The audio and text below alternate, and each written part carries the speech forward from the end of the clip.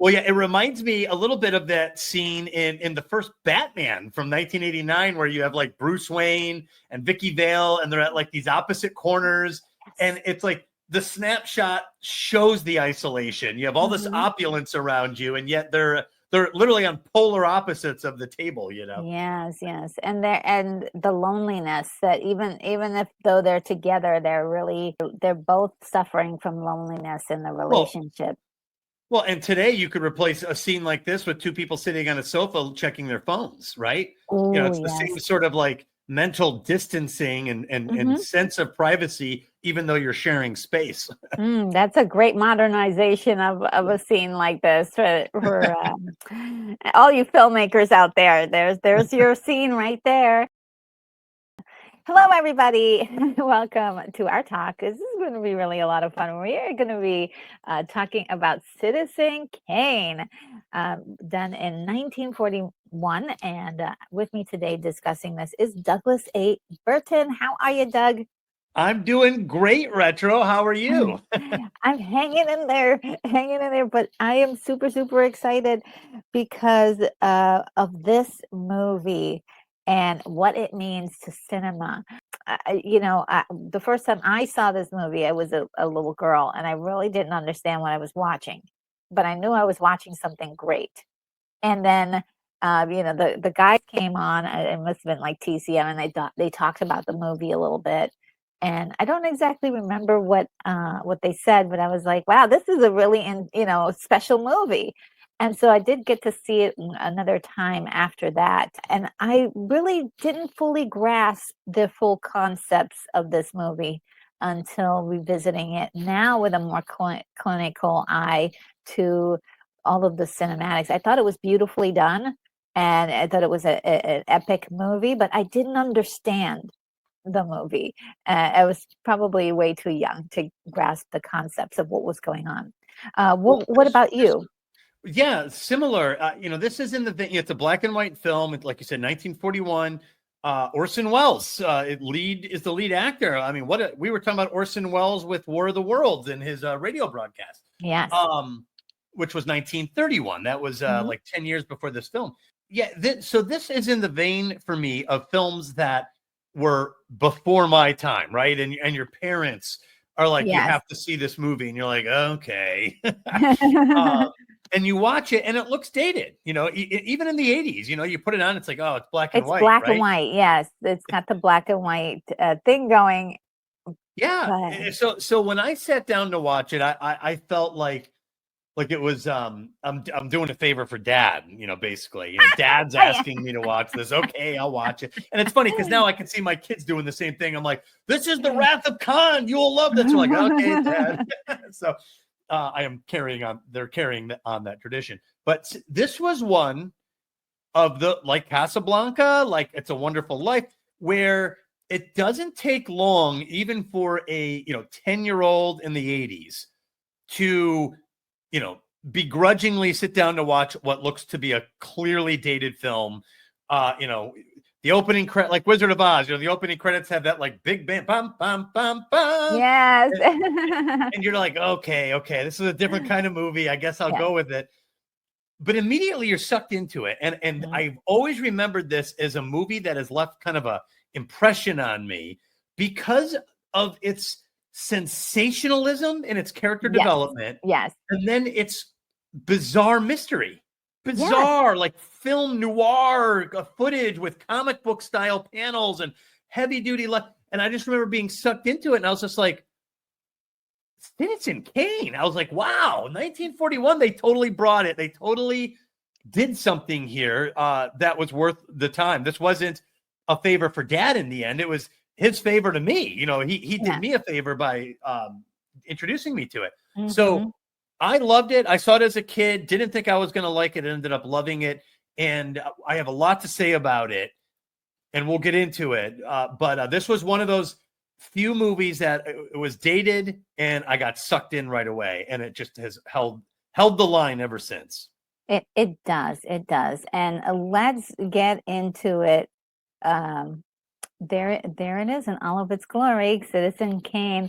This poster in particular, which I used for the thumbnail for this, is just so eye-catching and so intriguing. I remember seeing this at the at Blockbuster and all those like little video VHS places where you can rent VHS tapes, and this was kind of the one thing that kind of caught your attention. This particular poster. Now there are many posters for this movie, but for some reason this one with the red and him standing in the middle like a boss is like, oh, what is this? It really is intriguing. So yeah, the open legs is a power stance, and he is looking off center. And it also looks like a red carpet, and it also, because of the striking colors, the reds, the blacks, and the whites, it's got a throwback propagandistic look to it. Yes, like some sort of old propaganda poster, and he's still in black and white. Yes, which I love. Yes, isn't it great? And it's very indicative of the actual movie itself and how it really comes off right at the start. This is, for anyone who does not know, this is Orson Welles, and this is a picture of him during his radio days when he's barely like 21, 22, doing radio. He was doing that for a long time. He put on plays. He was a director of the theater. He, at a very young age, was considered a genius in the field of the arts. Definitely presented himself as an older person, and as you see, he's got a cigar there. He is always with a cigar or a pipe to kind of present an older persona than what he was. So he was almost like an old soul from the very beginning, which was, I thought, very interesting of his character. You mentioned the war. He was doing a production of radio at the time, and he did this kind of stunt where he knew that other people were probably going to be watching or listening to other channels, but at a certain point when the commercials were on, people would toggle back and forth to CBS and catch his show, and that's when he launched this, and it was just excellently performed and done because people thought it was real. We interrupt this program now. We see an alien of some kind emerging from the meteorite. Yes, that's what we see. It's absolutely outstanding. I heard the entire production semi recently. In fact, in preparation for this a watch party with you for War of the Worlds, and while listening to it, I got caught up, and I was like, this would have completely slayed. Yes, that generation, because they would not. There's nothing to compare it to. This is it's a one-off. It's like a parody, but not. It's too realistic. Yes, and people really did panic, and it did create quite a bit of a stir. Operating lines were flooded, and so a lot of people, when they were trying to call their family for the last time to tell them goodbye, they couldn't get through. So this increased the panic level. However, once it was discovered that this was a radio show, it was not a real thing, he came out publicly and apologized. But at the same time, it was the most sensational thing people had experienced at that time.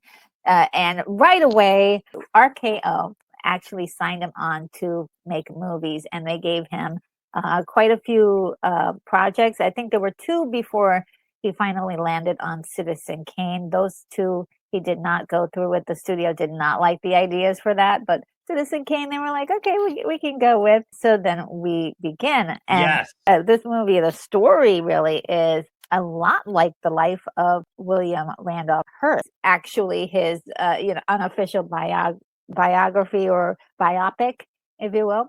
A lot of consistencies with Randolph, with Hearst's life, him being a newspaperman, taking on an empire, his wife, and later on his girlfriend, that kind of stuff. Him having this palatial, secluded place, but they didn't want it to be a story about Hearst. They wanted to insert some other concepts in there. That's why he is not William Randolph Hearst in the movie. Charles Foster Kane. The movie begins with this incredible it's great newsreel is what we're looking at.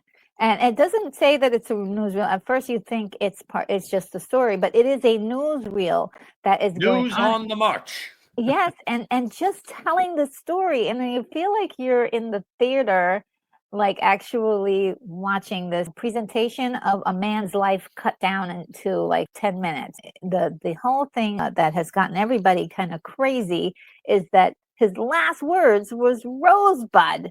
What does that mean? And that's the central piece of this whole thing. And why would he say this as his last word after all of his incredible life that he's lived and all of the things that he's done? Well, and the way it opens, it's Gothic, right? It's like Gothic and noir. It's this castle-like image on the horizon, and the music is a little ominous. And one thing I'm sure you've noticed this. I don't think this is shocking anybody, but I don't know why I'm always drawn to this. The camera does not zoom in. It does a fade to a closer angle, another fade, and in each transition, the light in that window is in the exact same spot. So every time it moves closer, the window is the same. The window is the same. So you're getting closer and closer to this thing, and then suddenly you're in this room, and this man utters Rosebud. Yeah. I mean, it's one of the greatest openings of all time. Exactly. So wonderful. And in his hand is a snow globe. And we're like, okay, a snow, what does this all mean? And we're trying to figure it out. But and so are the people who are doing this newsreel. So we get this incredible text on screen in Xanadu did Kublai Khan a stately pleasure dome decree, which is the first line of a beautiful poem done by Samuel Taylor Coleridge. It's one of my favorites. I mean, it's probably one of the first poems that I actually had ever heard. I love it so much. So we're talking about Xanadu, this wonderful palatial place. And this newsreel really documents exactly that it was a barren land, but brick by brick, tree by tree, animal by animal, we have this incredible estate full of private zoos and all sorts of little places of pleasure, if you will. Well, a museum, like statues, and like the list was incredible. Oh, let me see. There's a specific thing they said. They called it Xanadu contains the loot of the world. Yes, and they compared it more than once to the tomb of a pharaoh. Yes. They said the largest monument a man has built to himself. I was like, wow. But then later in the film, they say really he built it for her. So it is kind of a unclear, which is a common theme in this. What was his real motivation in all of this? Yes. I think it was for himself, because that's well. Ultimately, I think the film does leave you to conclude that even when acting for others, it was ultimately for himself. I think that was made clear in his second marriage. Yes, I think so too. I think that's what I was getting from that too. One thing the newsreel did pull out was a quote from Charles Foster Kane. I have been, and will only be one thing, an American. And this is also one of those moments kind of where you feel like this movie is about the American mogul, about the American dream before it was even really coined as a term. Like, this is like the biggest American in this particular world of Citizen Kane.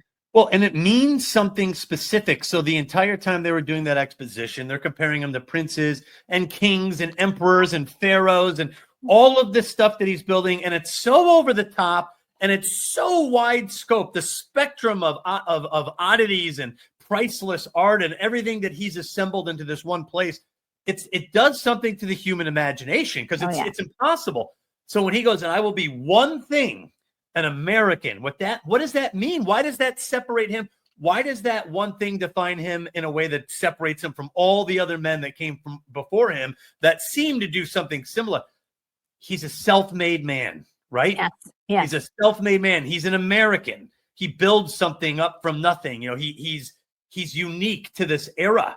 And Americans are unique to the world, especially back in these earlier days when this was kind of a phenomenon, the Great Experiment. Well, here is an icon of this new system, this new outlook in the world, and that's how he wants to be seen as an American. And I think that that's significant. And this is also the nugget that he kind of uses to always refer back to as he's making speeches, as he's doing all of these things. He's always speaking of not just being an American, but also helping other Americans, or the common man, the working man. Yeah. It tells you a lot about him. First, you look at this and you say, this is admirable. This is an admirable trait.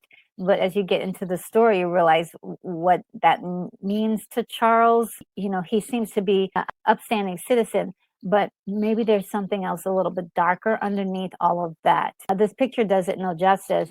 It just shows you how big of a person he is, that he gets this big announcement of his passing. This is a big event that occurs in this universe.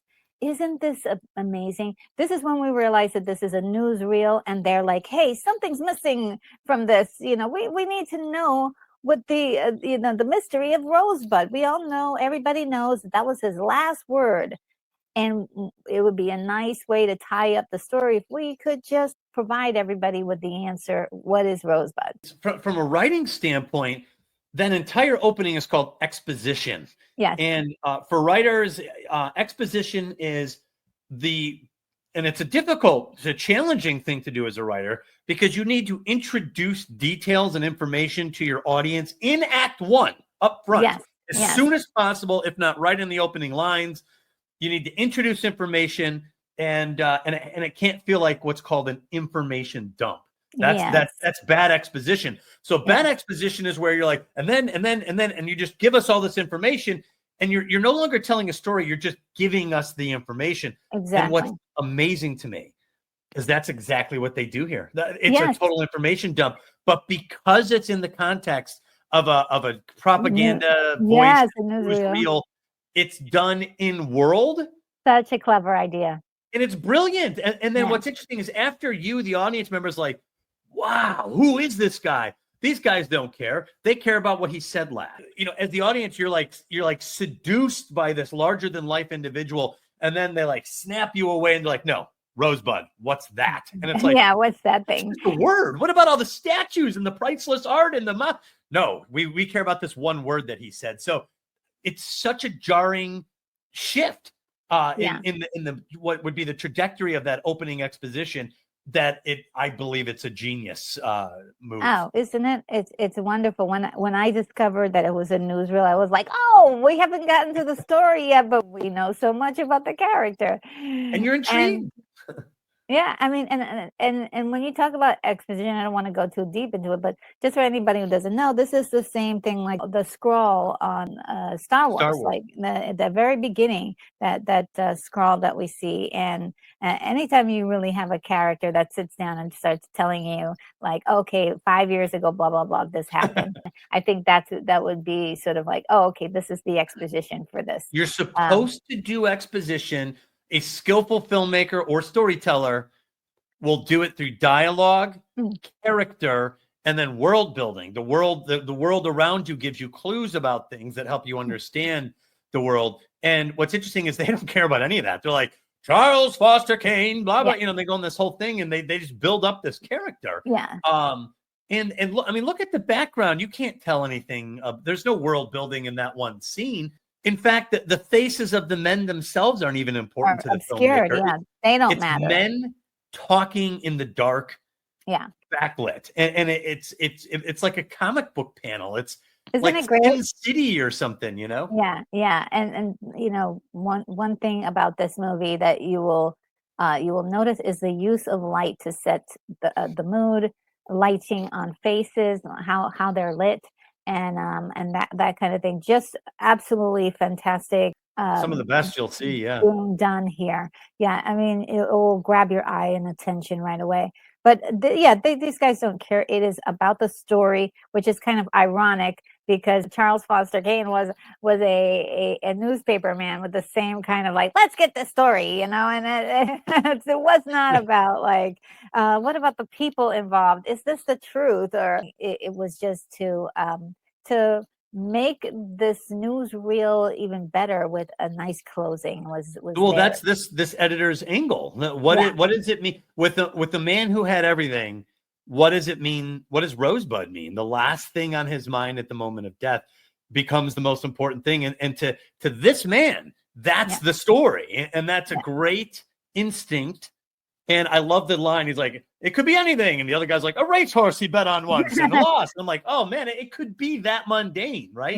Yes. It's a storytelling device. I don't know if it has a name or not, but it's very fascinating to build up a character to become larger than life. I remember reading it in A Man in Full, which talked about this man who owned land in Georgia. And basically every detail you could think about what it means to have wealth in Georgia, this man had it. And this guy spent pages, the author spent pages building him up. And I just remember, how could you not be fascinated by someone like this? This movie does it. It reminded me of The Great Gatsby. Oh, yes. In fact, the Great Gatsby has a lot of similarities. It's in a similar era. The Great Gatsby is built up as larger than life.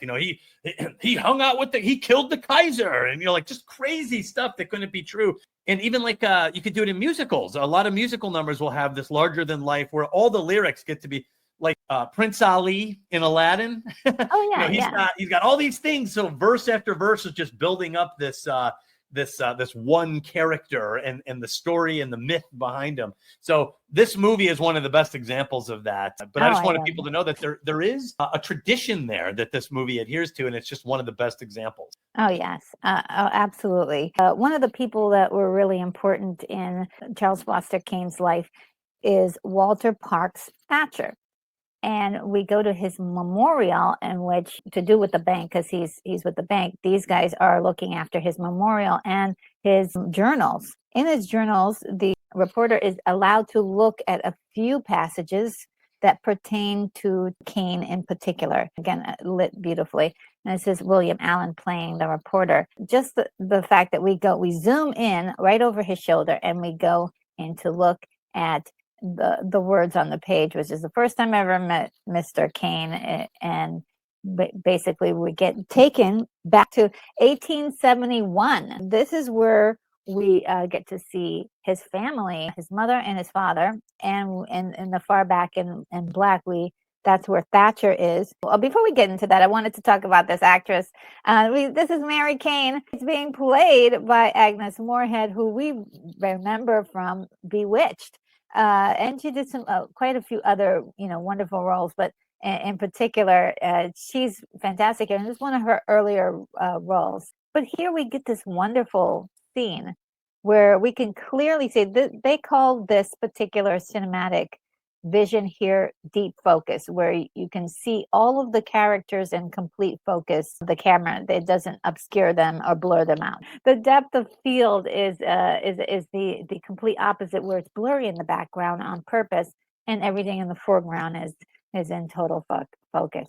So he basically, with the cinematographer, developed this to the point and used it in almost, I wouldn't say every shot, but a lot of the shots are done this way to give you the sense of the activities of all the people in the background. Even in this scene, people are talking over each other quite a bit. And it's a little bit different than the way we shoot things now, because it's usually, this person talks, then the other person talks, right? Right. But here, they're going to overlap, and it really feels like you're actually there watching this in real life, and it gives your eye the opportunity to focus on what you want to focus on as a viewer. Yeah, it's a very complex composition, and you got Charles Foster Kane framed in that back window, and yes, what's he doing? These people are having this discussion about his future and all of that, but he's playing. That's important. That's an important detail, if not the most important detail. He's playing like an innocent child. He doesn't have any cares, no concerns, no legacy, no enemies, and that's that innocent state that becomes so critical to the film. It does. And Don't forget that the scene, because it's really important. At first, you see this man, he's pleading, please don't take our child away, or I'm his father. And so you're like, okay, yeah, that's true. What's going on here? And the mom is really focused on what she's doing, and she is dead set on what she's doing.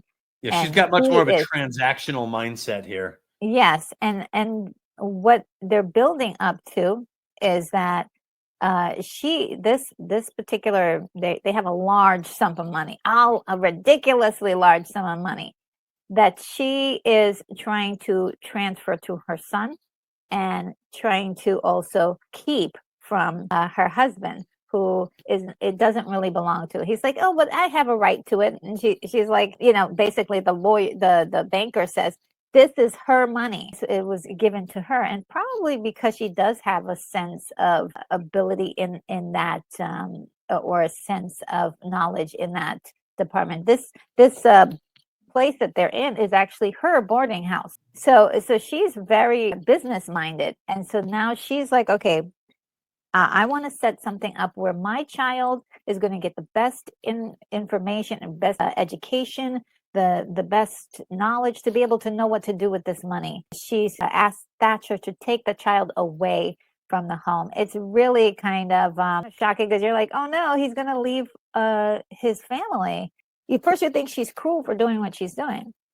Did you get that sense, like she was, like, oh my God, how cruel of her to just send her child away? I actually got a sense that she felt that I would rather gamble it all on somebody with a fresh start and a good upbringing than to try to grab this money and drag it forward in this existence that we have out here in the boarding house. Yeah. And so, and by the way, this is Sacred Fire construction. The money becomes the sacred fire, because that is the one thing that is this moment, and that money becomes the two components of continuity that follow him, and that sled, like the snow globe.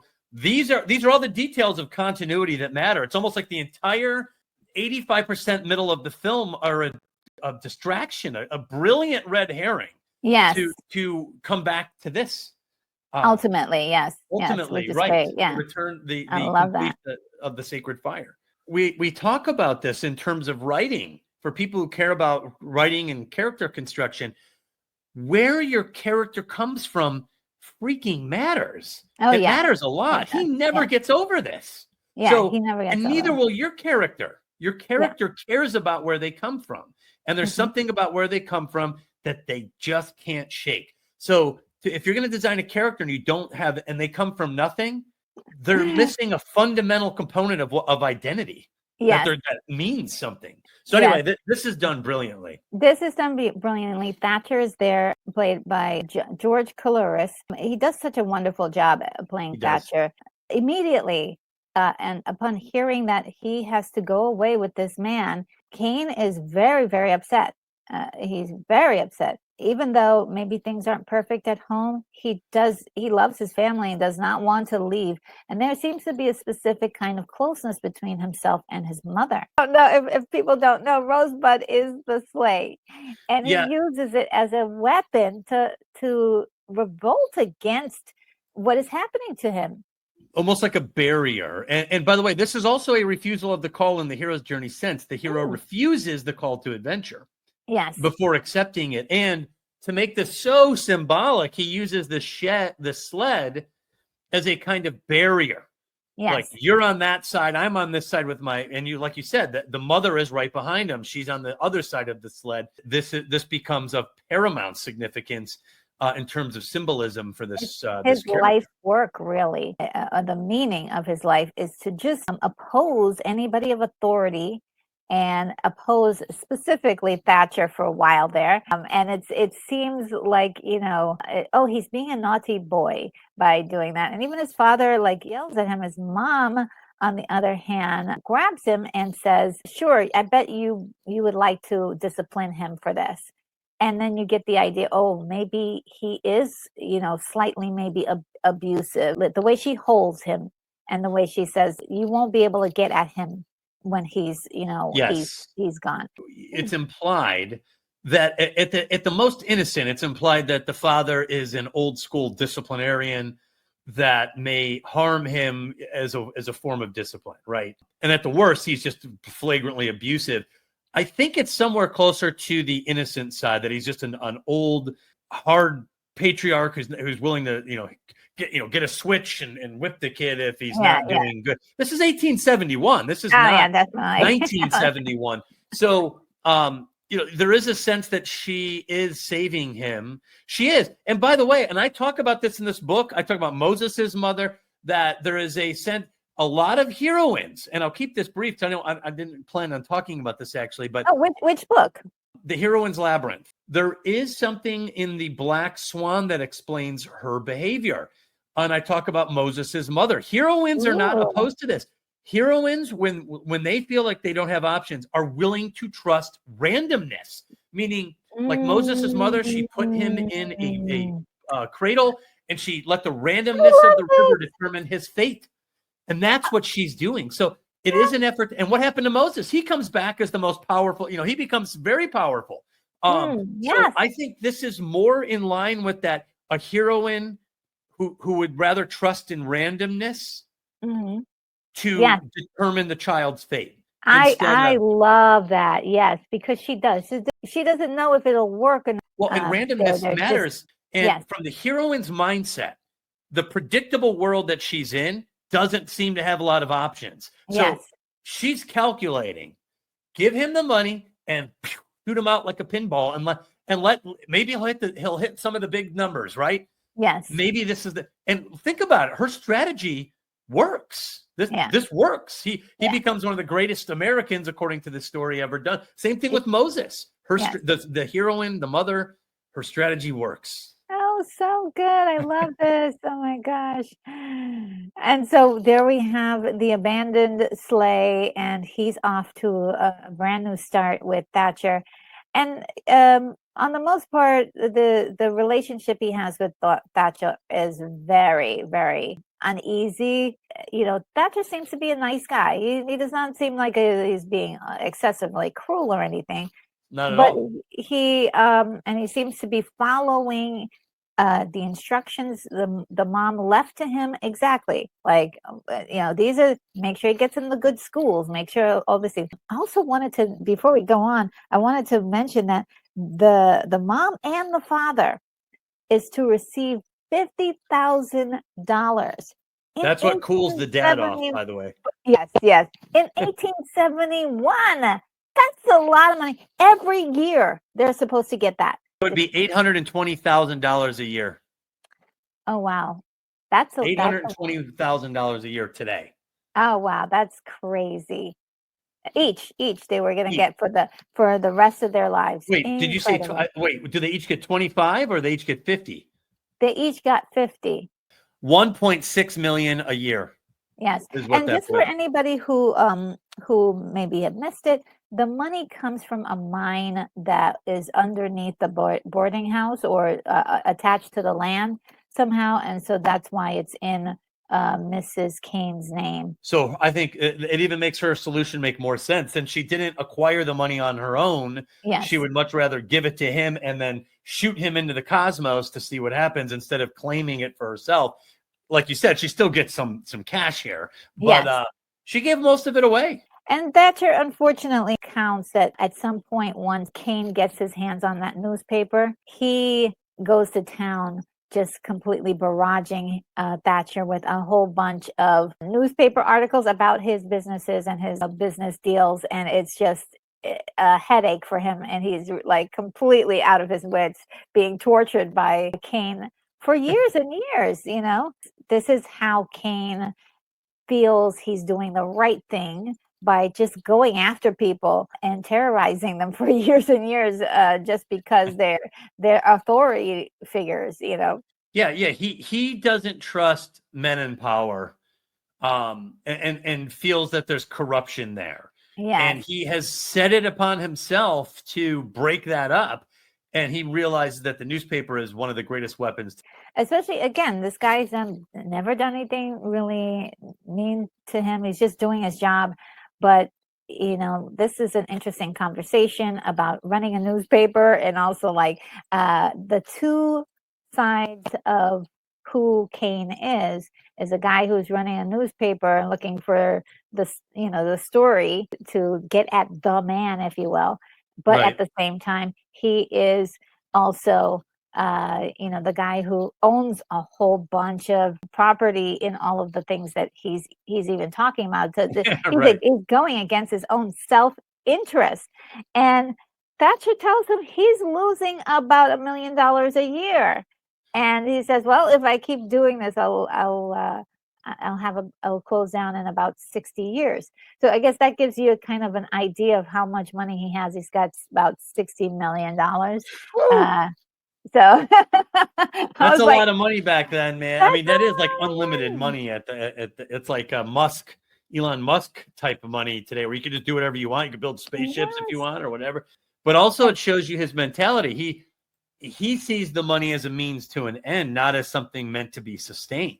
yes, yes, You yes. know, Related to this, at the end of his life, when he loses all of his money, or most of it, he says, I only bought things. Thatcher says, you never invested in anything. And he says, yeah, I only bought things.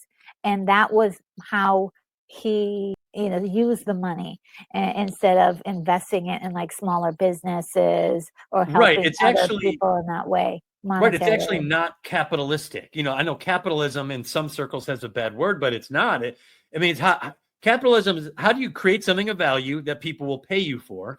And then Mm, how do you sustain it ethically? I mean, that's really what capital, and he doesn't really do that. He's given this big amount of money. And by the way, it doesn't mean there's no other way that is brilliant or good mm, or useful or altruistic. He obviously used it for altruistic reasons. But yes. there is a downside to the non-sustainability. You do run out, and there could be quite an adjustment in lifestyle. Yes, yes. And I think it still seemed like he has enough money at the end to take care of Xanadu. Yeah, But he's not completely out of bullets. yes, yes. We get this scene where he seems to be on this high of working for the underclass, speaking for the little man. That seems to be very, very important to him.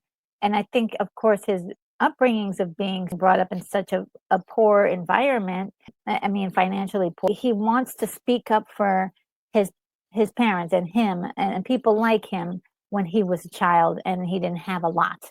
And I thought that was very admirable. And of course, Yes. when you're looking at it, you're like, oh, that's good. At least seems to have this moral code that he is sticking to. From an ethical standpoint, he Mm, does help a lot of people. And yeah, I subscribe to this. It doesn't matter what the person's motivation is, it matters what they do. yes, So if that person helped you, and then you find out later, well, there was a side benefit to it. You don't judge the person on the side mm, benefit. You judge yeah, them on what they've done for you. So even though we can criticize or question the total scope of his ethics, there is a moral core to his actions that I yes, still think are worthy and honorable. And I think that's one of the reasons why we like Citizen Kane ultimately. Even if he's a tragic figure, we yes, still believe that he was trying to be a good guy. yeah. I think so too. He still had the innocence inside him of his childhood, and so that was sort of his saving grace, if you will, for his personality. As we continue to learn more about him, he loses all his money, and we have some kind of mirroring to the real life inspiration for this in Hearst. He at one point in his career he did lose quite a bit of money, and at that point his girlfriend Marion Davies helped him out with getting himself back on sort of on track a little bit. And then we come to Mr. Bernstein, who is, I was trying to figure out who's Mr. Bernstein to him. He's a friend, but he also says at some point, he's my general manager. So he was managing his affairs. Now, he tried to tell him to stop buying statues and things and of course that didn't work, but it was very interesting how he kind of idolized Kane in quite a bit of a way, and also looked down on Thatcher. He said, "Oh, he was a fool. He only was after money. Only knew about money, and he was really good at it. But he loved the idea of this man who had loftier ideas of changing the world, and speaking up for the little man, and so on and so forth." And so he did still have these, incredibly fond feelings for him. He's doing well, this guy, right? Because look at he's in Right. a very nice location. So he did well by himself in his dealings with Kane. He goes Jebediah. to tell the story, yes, of the first day at the newspaper. And this is a very interesting thing. One, we get the introduction of Jedediah Leland, played by Joseph Cotton. Excellent performance, by the way. And we get this confrontation with the man who currently runs the newspaper, who is an older gentleman who isn't exactly hip with He's what old is school. he's old school. He's got his office, and he's like, "Oh yes, thanks for coming to visit the newspaper." And Kane is like, "No, I'm actually moving in, so yeah, all your stuff in your office out of here, or maybe I'll take what I need, and you just figure it out." And there are so many changes to the way he wants the newspaper run. He wants the newspaper run 24 hours. He wants more coverage of smaller news stories. And he even doesn't mind blowing things up a little bit more than they really are, just to create the story. And so that was where we're getting a hint of the dark side, right? The shadow of this character. Like, he's not totally innocent here, or a benevolent being. He is a flawed individual, and He's so corruptible. yes, and does some really corrupted activities. And nothing that you could actually say is illegal, but it should be morally incorrect to create a story based on conjecture and lay it out as fact. Fake news. Yes, fake news. Like, he says, "Oh, this is a lady in Brooklyn that disappeared." And he's like, "Yeah, she's most likely dead. We're gonna," he just goes on with the story as if he knows everything about it. And Right. then It's he says, sensationalism. yes, and based on emotionally driven headlines. This is something that they did really get from Hearst and his running of the newspapers and all the salacious headlines he created. And at one point, they're like trying to create a war with Spain, and it's like, "Oh yeah, just bring me the pros, and I'll deliver the war, or we'll deliver the war." It's very upsetting in a way, because you're like, "Wait a minute, I thought you were about justice, or at least you're about doing things the right way, but you're cutting corners." Also, too, he's insanely rich, so he's proving right now with his money he can just make things happen. Because of his money, he'll just figure out how to buy it and how to change it, how to push people out. So this poor, old newspaper dude is like, "I'm out of here." Look at him. Look, he is like, how could you? You're morally corrupt, kiddo. I mean, he looks like a character out of like Charles Dickens, like Yes. just a different generation. Yes, he doesn't get it, but also he's morally opposed to what he's doing, which, I mean, some of the stuff is outrageous. You can't just make up stories about people. And you really don't know. You're like, "Oh, well, the sensational newspapers or something else," until they make up a story about you. And then you'll feel like, "Oh wow, that's not that's not accurate. And how do you prove it?" Right. Once it's out there, public opinion matters. And so that's one thing I believe that Kane absolutely knew. Like, the public was where he could get his approval. And that's something I believe was also the aftermath of leaving home was the missing love and approval that he had always seemed to seek after. Right. And through the newspaper was his way of doing that. Yeah, they like almost bully this man. Look at how they're physically intimidating him. And in the next scene, he's like Sure. literally walking off of the movie. Doesn't that look like the Ghostbusters building? Yes, it does look like it. And he's like, I love it because he's like so like upset. He just walks off screen and you never see him again. It's like, okay, I guess we won't be seeing that guy again. And again, in this particular scene, they zoom in the camera to the window.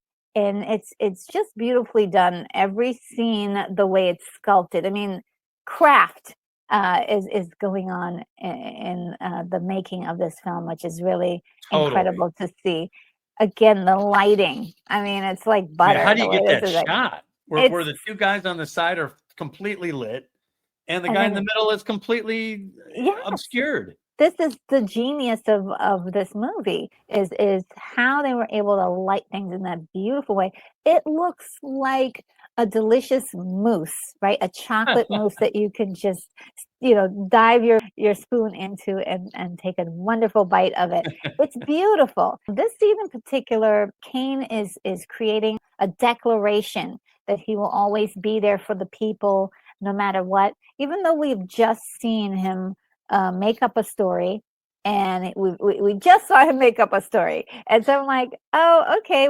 But these moments kind of take you off kilter where you don't notice or remember what happened. Like, I was like, okay, well, oh, no, he's back to being for the people again. So it's just kind of it's like shift you around.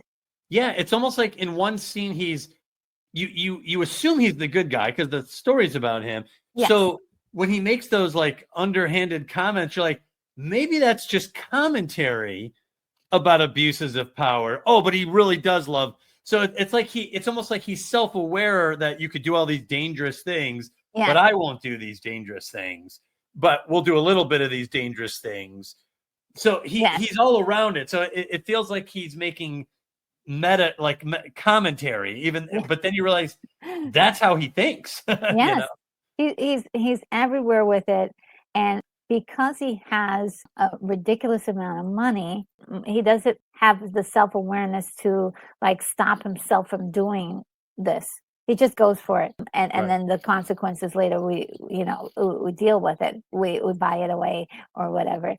This night, okay, so he's putting together this declaration. They've already gone through their different iterations of the paper and they're about to print it for the morning. He is so high on his own power, he makes them print this thing out. Oh, by the way, this particular declaration is so impressive, Jedediah Leland, that he actually wants the actual physical written statement because he's like, this is incredible.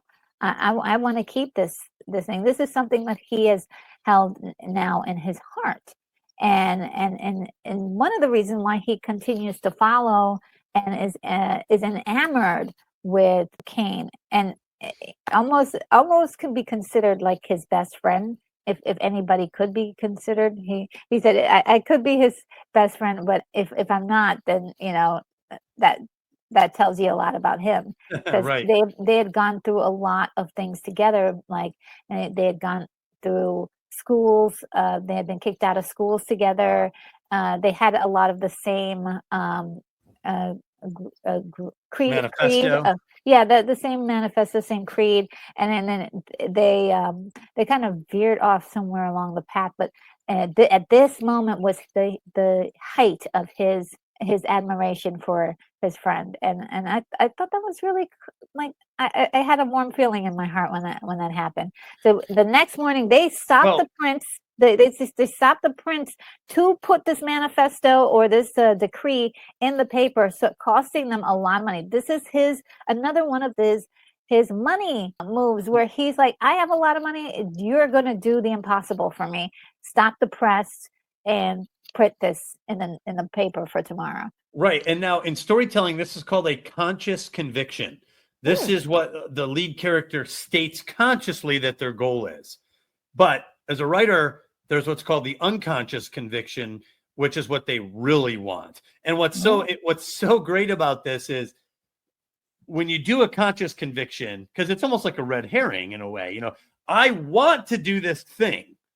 Yes. And then they end up doing this other thing. And you're like, oh, so what does that mean? That they always wanted this other thing, you know? So what the brilliance of Citizen Kane is that everything is done over the top. So he doesn't just make this statement like they do in the scene where he's like, I want to do this thing. They're like, no. That's front page news. Stop the press. We're going to throw this out all across America. Like, here's your conscious conviction in the print. So it's like the ultimate manifesto. It's not just a statement made in dialogue. It is a manifesto printed on the front page of every newspaper in America. Yes.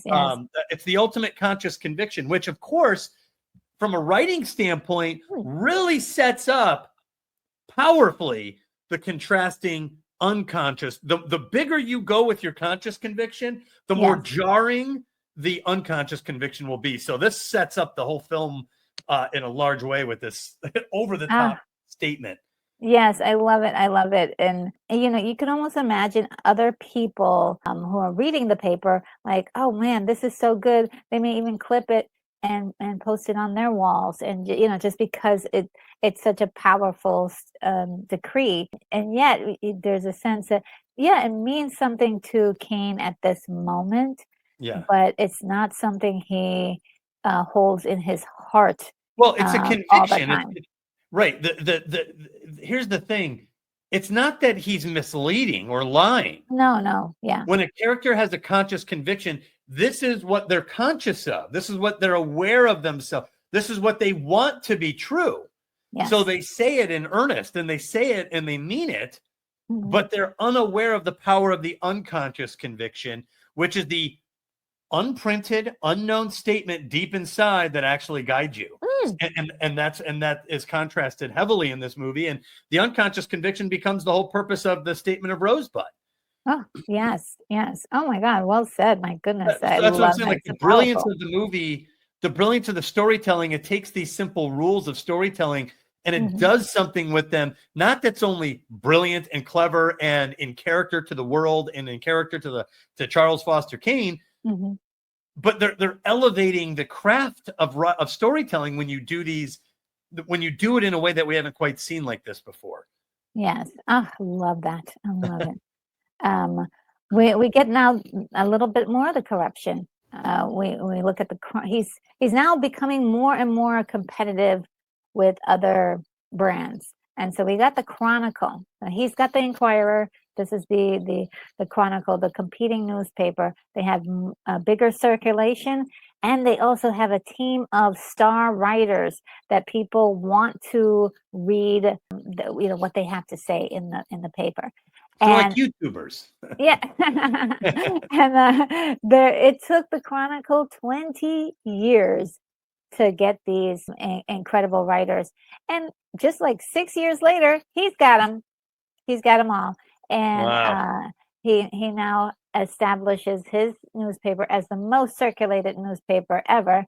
And this is where we kind of get cracks or sort of sees like he's willing to use his money to do anything. So we're not sure what the deals were to get all these people, but he's like, oh, I'm like, he makes fun and he says, oh, I'm like I was like at a candy store and now I've got all my candy. And it's like, oh my goodness. He's playing that rich guy who can get anything he wants. And it may be at the compromise of these, these writers, what they really want. But it also shows you his unconscious conviction. What is it he really wants? Yeah. He wants love, admiration, validation. He wants these other intangible human qualities, and he's building it on his own. He's not earning it the way that someone like in the Chronicle might have. Yeah. He's just has the money to throw all these guys in a room, and now they're going to laugh at his jokes when he toasts, and they're going to applaud, and they're going to write his story. But it's all simply because of the money, Yes, it is. And this is probably the highlight of the heyday. The visuals of this even though the paper grows, it expands, it becomes an empire. This is sort of like when we begin to see it kind of the cracks in the painting, or the cracks in the window a little bit. And even like this is a huge event, a huge celebration. This shot in particular is really amazing because in the background, in the reflection of the window, is Charles dancing with the showgirls and having a great time. And we have this discussion between Mr. Bernstein and Leland, and they're not conspiring against him, but Leland's posing the question: will he still remain the same person that we love right now, Kane? Will he begin to be corrupted by the money that he has, and these writers as well? They didn't have any loyalty to where they were working before, and so he's posing these interesting questions. Well, and contrast this picture that you have right here with the still shot you had of him in the window as a boy in the snow, where you had people in the foreground discussing his destiny. Well, he's in the window. Yeah, right. He's framed in the window beyond the discussion. He's not in earshot. He can't hear them, but we see him, and they're discussing his future. They're discussing his fate. So it's other people kind of steering the story about him. Yes, so it's an almost identical shot. Yeah, it is. It really is. Even down to the concentration of there's like a paper down there. It's pretty much almost exactly. I love it. Well, this is a very interesting piece of it. It's like it goes by so quick you could probably forget it even was in the movie. But then he goes away for several months, and when he comes back, the office is saying, "Hey, look, let's give him a prize, a plaque of dedication from the entire staff." Everybody's super happy to give it to him, but when he arrives, he's like, "Oh, you guys can't give this to me. No, I can't accept it." And lo and behold, he does take it with him as he's leaving. I'm like, you think? But then it shows up later on in his relics. He did care about that. Of course, because he didn't say, "Oh, no way, I don't. You guys, I can't." And it's the perfect scene. This is the genius of writing, where the conscious conviction and the unconscious conviction cross over. So he's like, "I'm altruistic. I'm above this. I don't want any rewards." But then he takes it. So the unconscious conviction is that validation, the to be beloved. And this is a symbol of his unconscious his unconscious conviction. And so he keeps it. And like you said, we find out he keeps it all the way to the end. Because that's what he really wanted. He wants that more than anything else. But on the spot, publicly, "Oh, no. You read my manifesto. Remember we printed it, my conscious conviction." So that's where the writer gives us both, and what the character does in the end tells us what the character really cares about. Yeah, and not only is it among his relics, it's on a podium. Which is it's not just like thrown in. It's not in a closet somewhere. Yeah, it's on a podium. So it was very telling, and I was like, "Oh wow!" And you may have to watch this a few times to catch it because it happens so quickly. You might not really catch it. So, do you know the music group, the Moody Blues? Yes. Knights in White Satin and all that. Yes. There's a line in that song, Knights in White Satin, that I have literally clung to help me understand what the unconscious conviction. And it's beautiful when you think about it in this context, right? In the scene you're showing. Yes. The line is, "Just what you want to be, you'll be in the end." That's the line. And what that means is all the things you say, all the things you do, all the things you tell people about yourself, all the things you present about yourself, all of that won't hide what you end up being in the end. If you say you wanted to be, like, let's say, a great writer, but in the end you never did. It's not like, "Oh, I should have been a writer." No, you never wanted to be a writer, right? Because what you wanted to be is what you were in the end. So that's the Oh, unconscious conviction at work. That's the powerful thing. That's the undercurrent underneath a character like this. wow. And it's beautiful when this character is larger than life. Just Mhm. what you want to be, you'll be in the end. He wants validation. He wants the love and affection of people because he's an orphan. Yes. He's given Yes. away Yes. by Yes. his parents. Is in essence trying to replace that unconditional love, and that trophy is a symbol of that. And so he can't really part with it, no And matter what he also, says and to the contrary. yeah, and when you look at it, even when he was with his family in the beginning, he was the only child. So Yes, that has a powerful effect on a person it does. as they go through life. So yeah, these are just such great little details. And I then we love get this to scene. Do me you happen to too. have a cigar on you? Are you sure you don't have that cigar? The performance is incredible. He's incredible. And he's wearing a lot of makeup on to look a little bit older, and I think he's carrying it off, really well. You know that there's a young man in there, but if somehow he's changed his demeanor a lot and added some comedy to it, and it's really well done. Uh, Oh, this wow. is this is a picture behind the scenes. Now they're getting older, and all this. This is all like groundbreaking work that they did back then. It wasn't until maybe 1968 with the Planet of the Apes where we got really incredible special effect makeup again.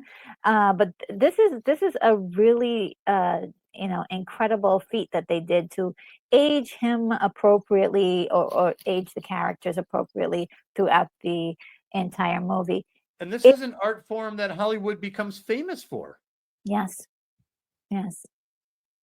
It really is. Well, and we've had this discussion in the past where, as time goes by, maybe it's not as impressive, right? To a modern, Yes. like, oh, you could tell it's not that. It's what it meant at the time. Yes. And at the time, I was like, oh my God, they made that guy look so much older. It's Yes. very convincing. And then someone else comes along and goes, I can make it even more convincing. And then by 1984, you have like Salieri, and it's like uncanny, even in 4K. So it's the increments. And Yeah. this was one of the mold breakers, like you said. This was another bar that was set. Yes. I mean, even laying in that chair, he's only 26, 25 or 26. I think he was both. Geez. But he's a young man. And so putting on all that makeup, I think, you definitely, there are moments where you're like, oh man, he definitely is, looking like an older man. And also the acting to go with it was part of what sells it. That, okay, this isn't, we're not watching a play with like a 14-year-old. This is actually like a great production we're watching. So, in the conversation with Leland, we get a lot of comedy, but we also get that they are no longer friends. And so we don't have the full extent of what happened just yet, but we have this moment where we have Leland says, I could tell you about Emily, his first wife, which is very interesting to me because, why would he be able to tell much about his first wife? Well, they went to dancing school together. Before Kane even met her, he was already friends with her. And Emily is the president's niece, which is kind of like the segue to like, oh, Roosevelt's niece. yeah, and the segue to possibly Kane running for president, and lots of a conversation around that in the beginning of their relationship. Oh, by the way, the Emily Monroe Norton Kane is played by Ruth Warrick, who did a fantastic job, especially She was very good. Yeah, especially some of the later scenes where she had to be, where we had some more conflict. Really Well, good. and she doesn't fall into the jealous wife acting tropes at all. Yes, yes. She handles it like a total adult in the room, so much so that everyone else shrinks in her presence, I think. Oh, yes. It's Yeah, amazing, absolutely. including Yeah. him. And he's larger than life in this film.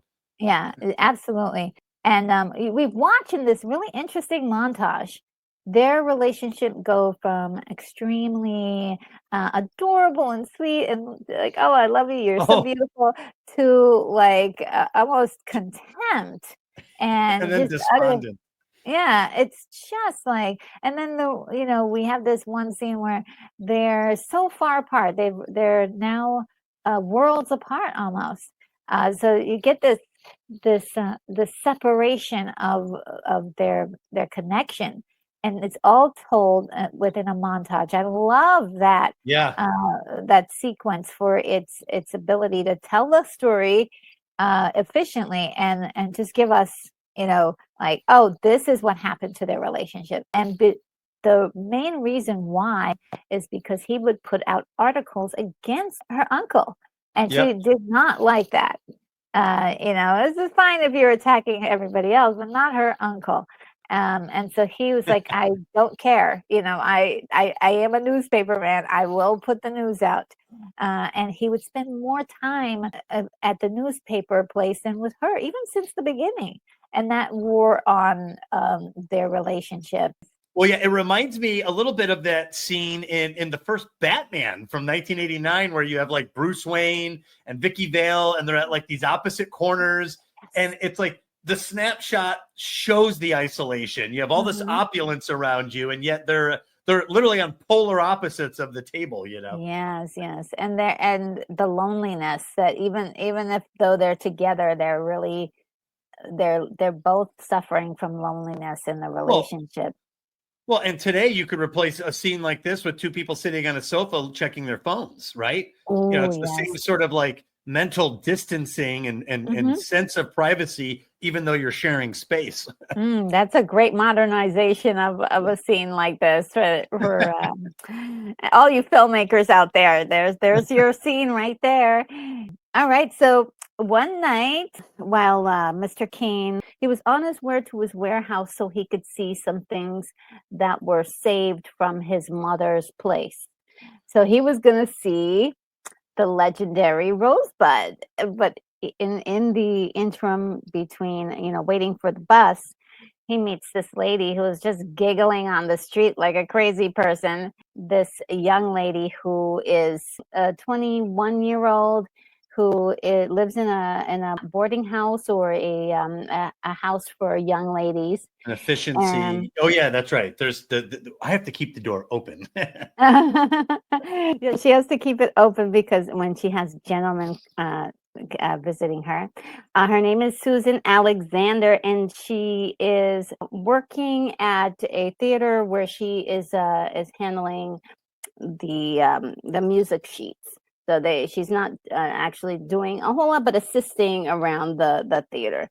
A car comes by and splashes him with a lot of water, and she says, "You know what? Why don't you come over and we can get you cleaned up," because he was in some sort of discomfort there, and It was he's a 1940s meet cute. Isn't that what they would call it? it is a meet cute. And I mean, it's kind of odd because, he's married and he shouldn't be doing this, but it was innocent. And what I was getting from it, she innocently invites him over, and he innocently accepts. He I feel also like though it was like I definitely sense it was innocent. I didn't feel any Yeah, uh and I but think I feel like there was an attraction there as well. So I feel like yes. that they were both being innocent and forthcoming and earnest, but I feel like there was an undercurrent of attraction that was kind of hovering on the periphery of the whole thing. Yeah, he was actually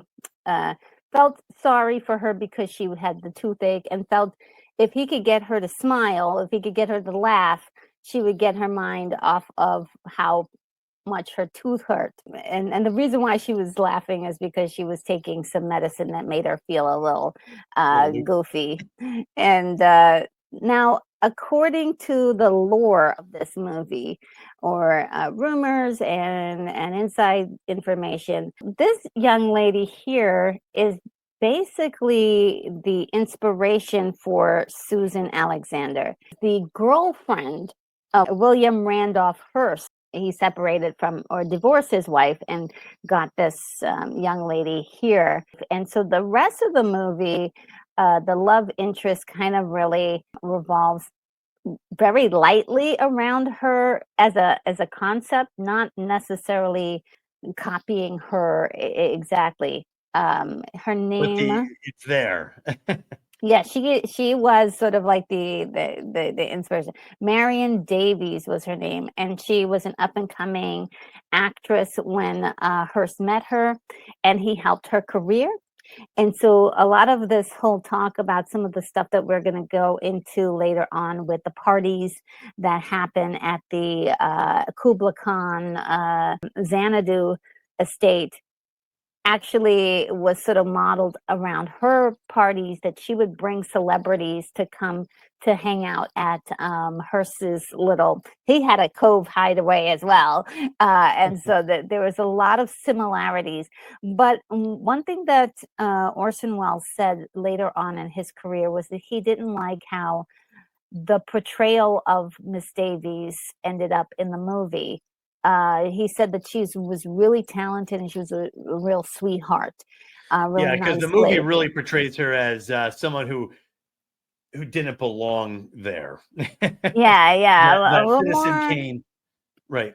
Yeah, more of like a gold digger, but also got caught up in this whole like weird situation. Well, I didn't necessarily think of her as a gold digger in a classic sense. Usually those women Mhm. are more shallow and a little bit more transparent in their motives. She seemed Yeah. like she may have had aspirations at one point, and she may have had her eyes, she may have had it kicking around the back of her head, but she didn't take it Mm. as seriously as he did. And it was really Yeah. his force of will that pushed her way beyond where she was planning to go, to the point of embarrassing her and humiliating her and really Yes. wrecking this, what had been a beautiful admiration of her talent, just turning it into an abomination that hurt both of them. So I wouldn't call her a gold digger Mhm. exactly.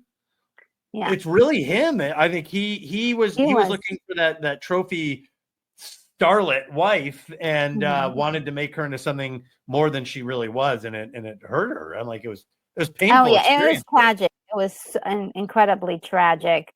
There is some mirroring to Davies and Alexander, but it really is on the surface.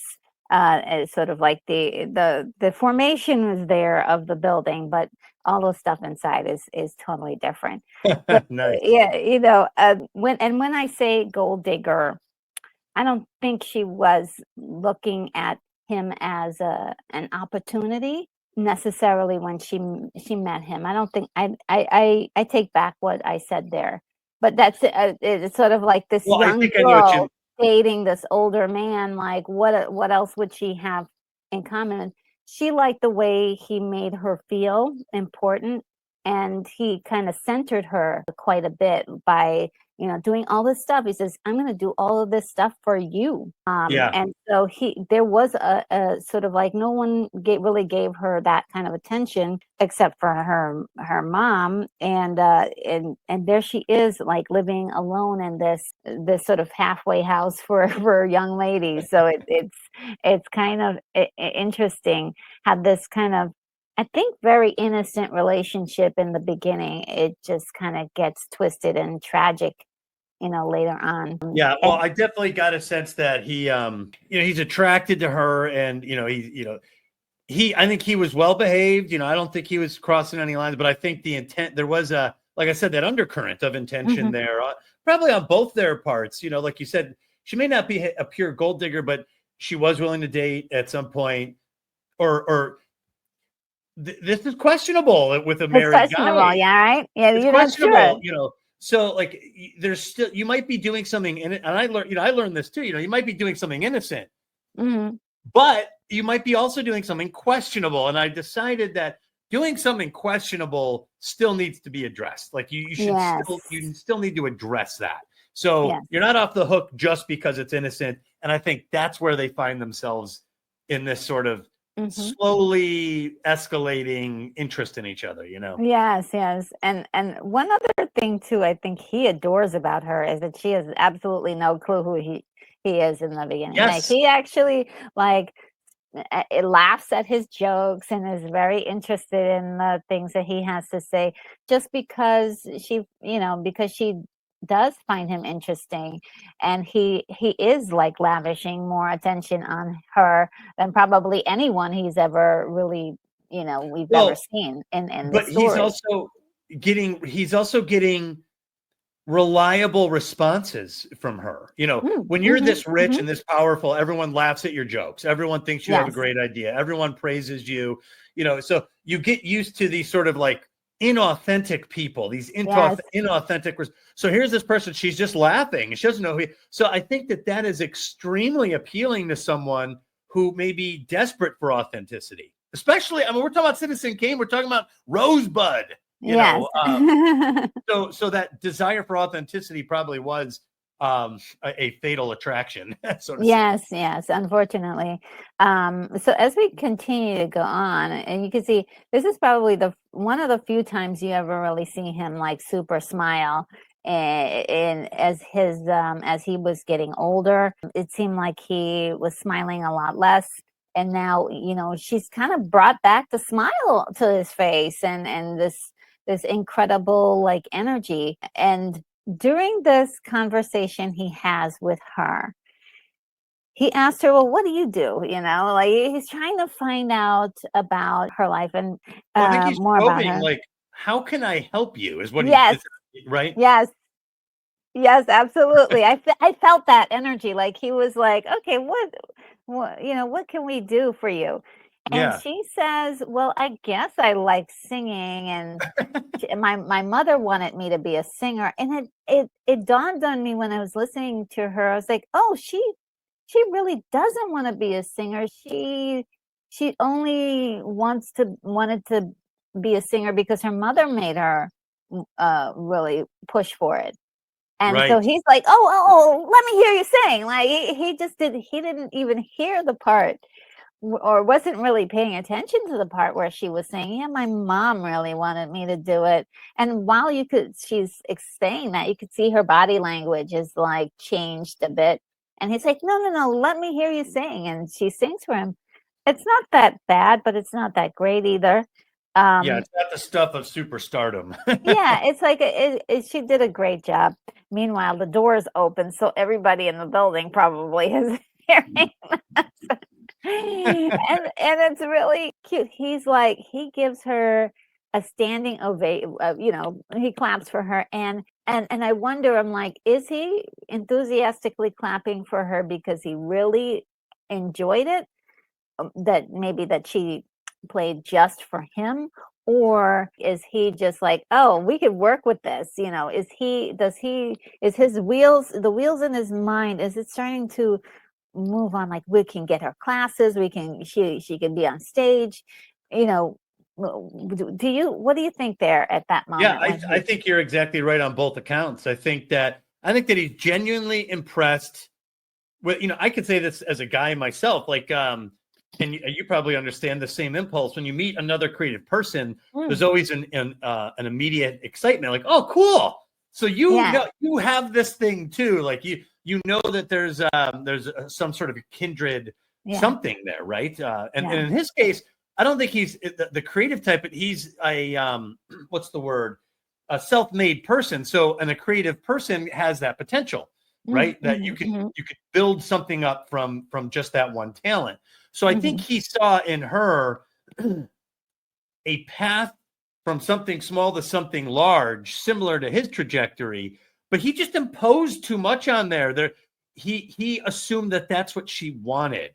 And I Yes, think that she, when someone's like, "Hey, I can make you a millionaire and a star," who says nah?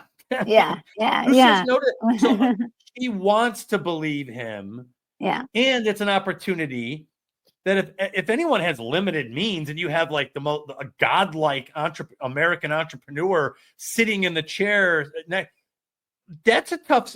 You can't blame her for being interested in an offer like that. So yes, I yes. think it's a little bit of both. I think that he sees himself in her, that Mhm. she wants to follow Yes. this nothing to something path. And so he believes that together, that mission together is what their bond is. I think that's what he thinks that their common bond is. And I think he likes the fact that she is a sort of an underdog, and we'll see more of that later. But the fact that she is doing something super simple at the theater that she works for, they're not able to even imagine that she can actually do more than that. And he's like, so he likes that fight, challenge. Yeah. He stands up and he gives this, this like standing ovation clap, and it transitions to his campaign, which is very interesting. The people clapping in a crowd where we get, which is speaks volumes of that kind of a transition. It's really great. I love it. And then we get a speech on his behalf, and then he finally makes this huge speech. And famous scene. Yes. And I just wanted to accentuate the technical aspects here. We got matte painting, which is very funny because there's only guys in the audience. And when you see the pictures of what the audience looks like from the vantage of the stage, you see that it's still totally like different people. But this was actually pretty impressive, and still is. That this scene in particular, this is a big moment for him, and we're just seeing how vast it is and how small he is. But the picture of him is huge. Well, he's got social power and financial power. Yes. And now he's trying to add political power. Yes. If you juxtapose that with the new girlfriend, so to say, she's got no social or financial power. He's like leveraging what he's got for her, and now he's taking on. So she's moving into a new realm socially and financially, while he's moving into a new realm politically. Yes. In terms of power. And in terms of this particular movie, this pursuit of political advantage or political office is really mostly about love, or receiving love from people on a mass scale. That's something that he has been struggling with, and in his personal life, and his his interactions with people, his social interactions with his friends and everything. But now it's sort of like recruiting or trying to get the love and the affection of the mass public. And it's very interesting because his speech is about we're going to take down the corrupt people. My opponent is corrupt. We're going to create a task force to get rid of them. And we're also, I'm for the common man. I will speak in your behalf and do what I can to help you. And there's a solemn promise to do just that. And so I think his speech was, this is part of the proclamation that he made in the beginning on the newspaper, where he was sort of saying, like, I'm for the people. It's an extension of that. Yeah. And so it is an extension of it. And I think at this point, as an audience member, you believe him.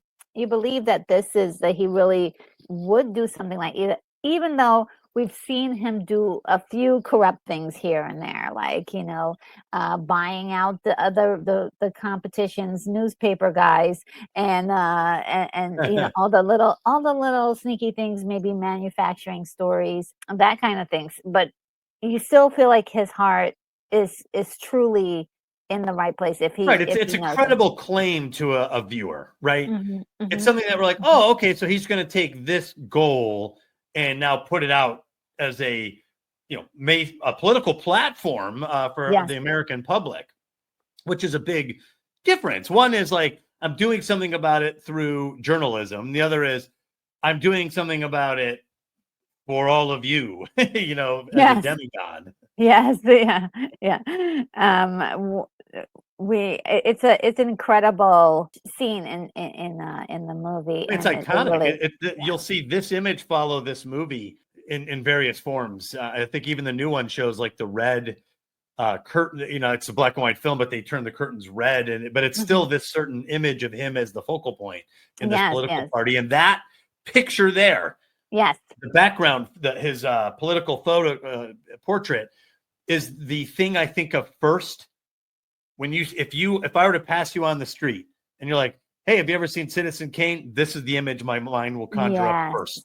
Absolutely. Yes, absolutely. It is the iconic moment and possibly the height of his stature in the film, like where he could possibly reach, how far he can reach. This is the climax for him. And then it's all downhill from here. It reminds me of like Amadeus, where, it's always tough watching the heyday moment because the rest of the film is going to be loss after loss after loss. Oh yeah. So there's Jedediah Leland in the audience. He still believes in the cause. He still believes in Kane and is his biggest fan. He couldn't be more proud or more happy or more enthusiastic. And this too is the height of his admiration for Charles Foster Kane. I think this is such a wonderfully. This is what you want in Act 3. The hero is at his greatest. He's whatever his unconscious and conscious conviction are. They're both right about to meet, and he's right about to touch it. Yes. And then there's a reversal event. One heck of a reversal. Well, here is the guy he's running against. It is Jim Geddes. He's been talking some smack about Geddes, okay? But he's a mob boss, and he's this, and Geddes is watching the whole time, and he's trying to play 3D chess, and we're about to find out.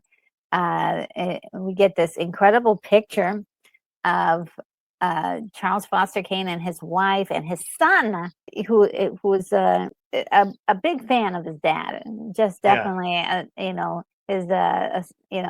is probably will end up following the same footsteps as his dad. The mom sends the son home in a car and says, "I have to go to a location right now. Would you like to come with me? It's at this address." And the address just so happens to be the address of Susan Alexander. And it is really like, oh boy, what's going on? And so we have this meeting with Susan Alexander and the Kanes and Jim Geddes, because he's the one who arranged all this. And if you had any qualms or if you had any suspicion that he might be a crooked guy, well, this was it, because you've got to have, maybe he's not the worst person in the world, maybe he's not a mob boss, but this was definitely some like serious. He's willing to play ball. He's gonna you come after him, he comes after you. He's not just gonna lie there. Yes, and you kind of identify with me, kind of understand where he's coming from. He's not a horrible villain. He's just a guy who's like, I'm gonna protect my stuff. Totally. It's a completely reasonable power play, given the context of the struggle, this political. He's not asking for friends. He's asking for political power. Yes. And political power has to be taken from someone. He's trying to take it from him. So, you asked for this fight, and this is how the fight goes. So I don't think anyone watching would find him to be a villain. Yes. You just don't like him because he's attacking the hero. But at the and I think an amateur filmmaker would have made this guy out to be crooked or sleazy. I love the maturity level of this confrontation. In the wife, yes, the wife is ultra mature in this, to the point where I think we spoke earlier about how everyone shrinks around her because she just handles it. So like, well, so this is how we're going to do this. This is what you wanted. Okay. Like she's not hysterical. She's not falling to her knees, emotional. Like she's so in control of herself and the situation. And then so is he. Yeah. So, all these people in the room seem to have it under control despite the high tensions, which makes this scene rather masterful, in my opinion. Yeah, I would say the only people who kind of lose it would be Susan and Charles. Yeah. Foster Well, they're Kane. busted. Yeah, they're like, oh snap. But I think at this point their relationship is still innocent. I don't think there really was there is a point when Susan says, well, it's innocent. I promise you it was innocent. Like Right, there but it is it, questionable it's contact, right? It's yeah, questionable it's still behavior. and enough to, if it was in the paper, destroy the credibility of him being a loyal husband and father. And as you could see, Kane is in the shadow, kind of I on the love this side shot. here. Yes. Isn't that a fantastic shot? He's standing on his ground. Whether it's right or not, he's not even defending whether it's innocent or not. He's just like, this is the decision I'm making. Geddes is saying, hey, we can just put this under the table. I won't come out with anything against you if you just say, hey, I give up the race. Kane is like, no, I'm not giving up the case. You're not making me do what you want me to do. I'm going to do what I want to do. And so Right. this sort of like, he makes a decision to stay with Susan, even though like Susan's like, what is going on here? She's kind of like out of this is a decision she did not make. And Well, she's was the kind only of, one. So not only is Charles Foster Kane in profile in shadows, his Mhm. wife's face is in shadows. Yes. Geddes is facing away from the camera, and Susan is the only one who's so vividly clear, and her face is lighting up the whole scene. Yes. And she's looking right at him. So I think you're exactly right. She's like, wait, am I on this crusade now with you? Yeah, we're together now. Okay. Yeah. And the wife makes a very, she's like, look, I think it's pretty obvious what you need to do. So come on home and we can just keep going. Yeah. He's adamant that the whatever decision that is made is his, even if it is at the detriment of Right. The principle is no one makes me do anything make I a don't want to decision. do. Mm-hmm. And since you're making me make this decision, I have to resist you, even if it means doing something That I self-destructive. should do. Yeah, like yeah. He should go home and be with his son at least. Instead, he's just going to do the opposite because Yeah. and also I wanted to say this is a direct rebellion to what was done to him when he was little, where he was Ooh, forced yes. to go with the banker, and then Oh, yeah. yeah, so he's like, no, no, no, no, no, this is not happening again. Even though Wow. it's a terrible decision, but he goes with it anyway. Well, and it just shows the alternative programming, the alternate program kicks in with, like we said, it's innocent, but there's the undercurrent.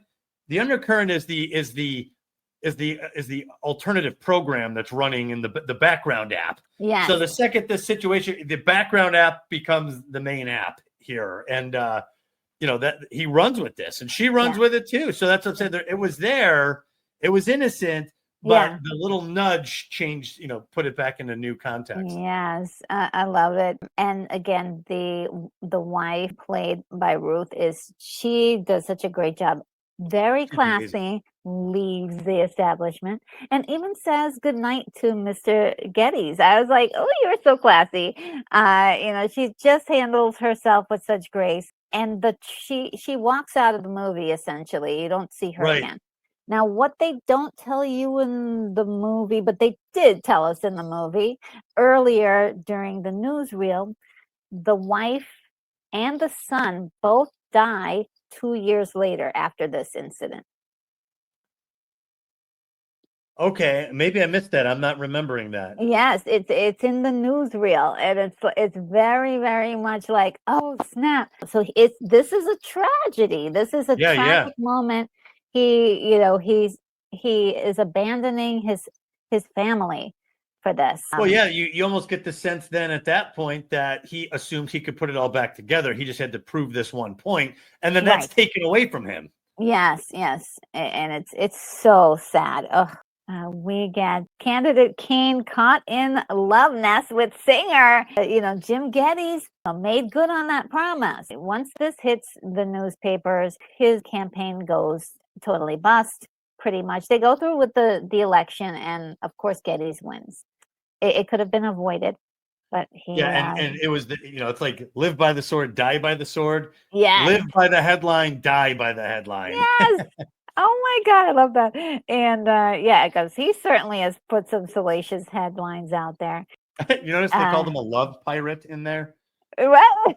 On the side, entrapped by wife as love pirate, Kane refuses to quit race.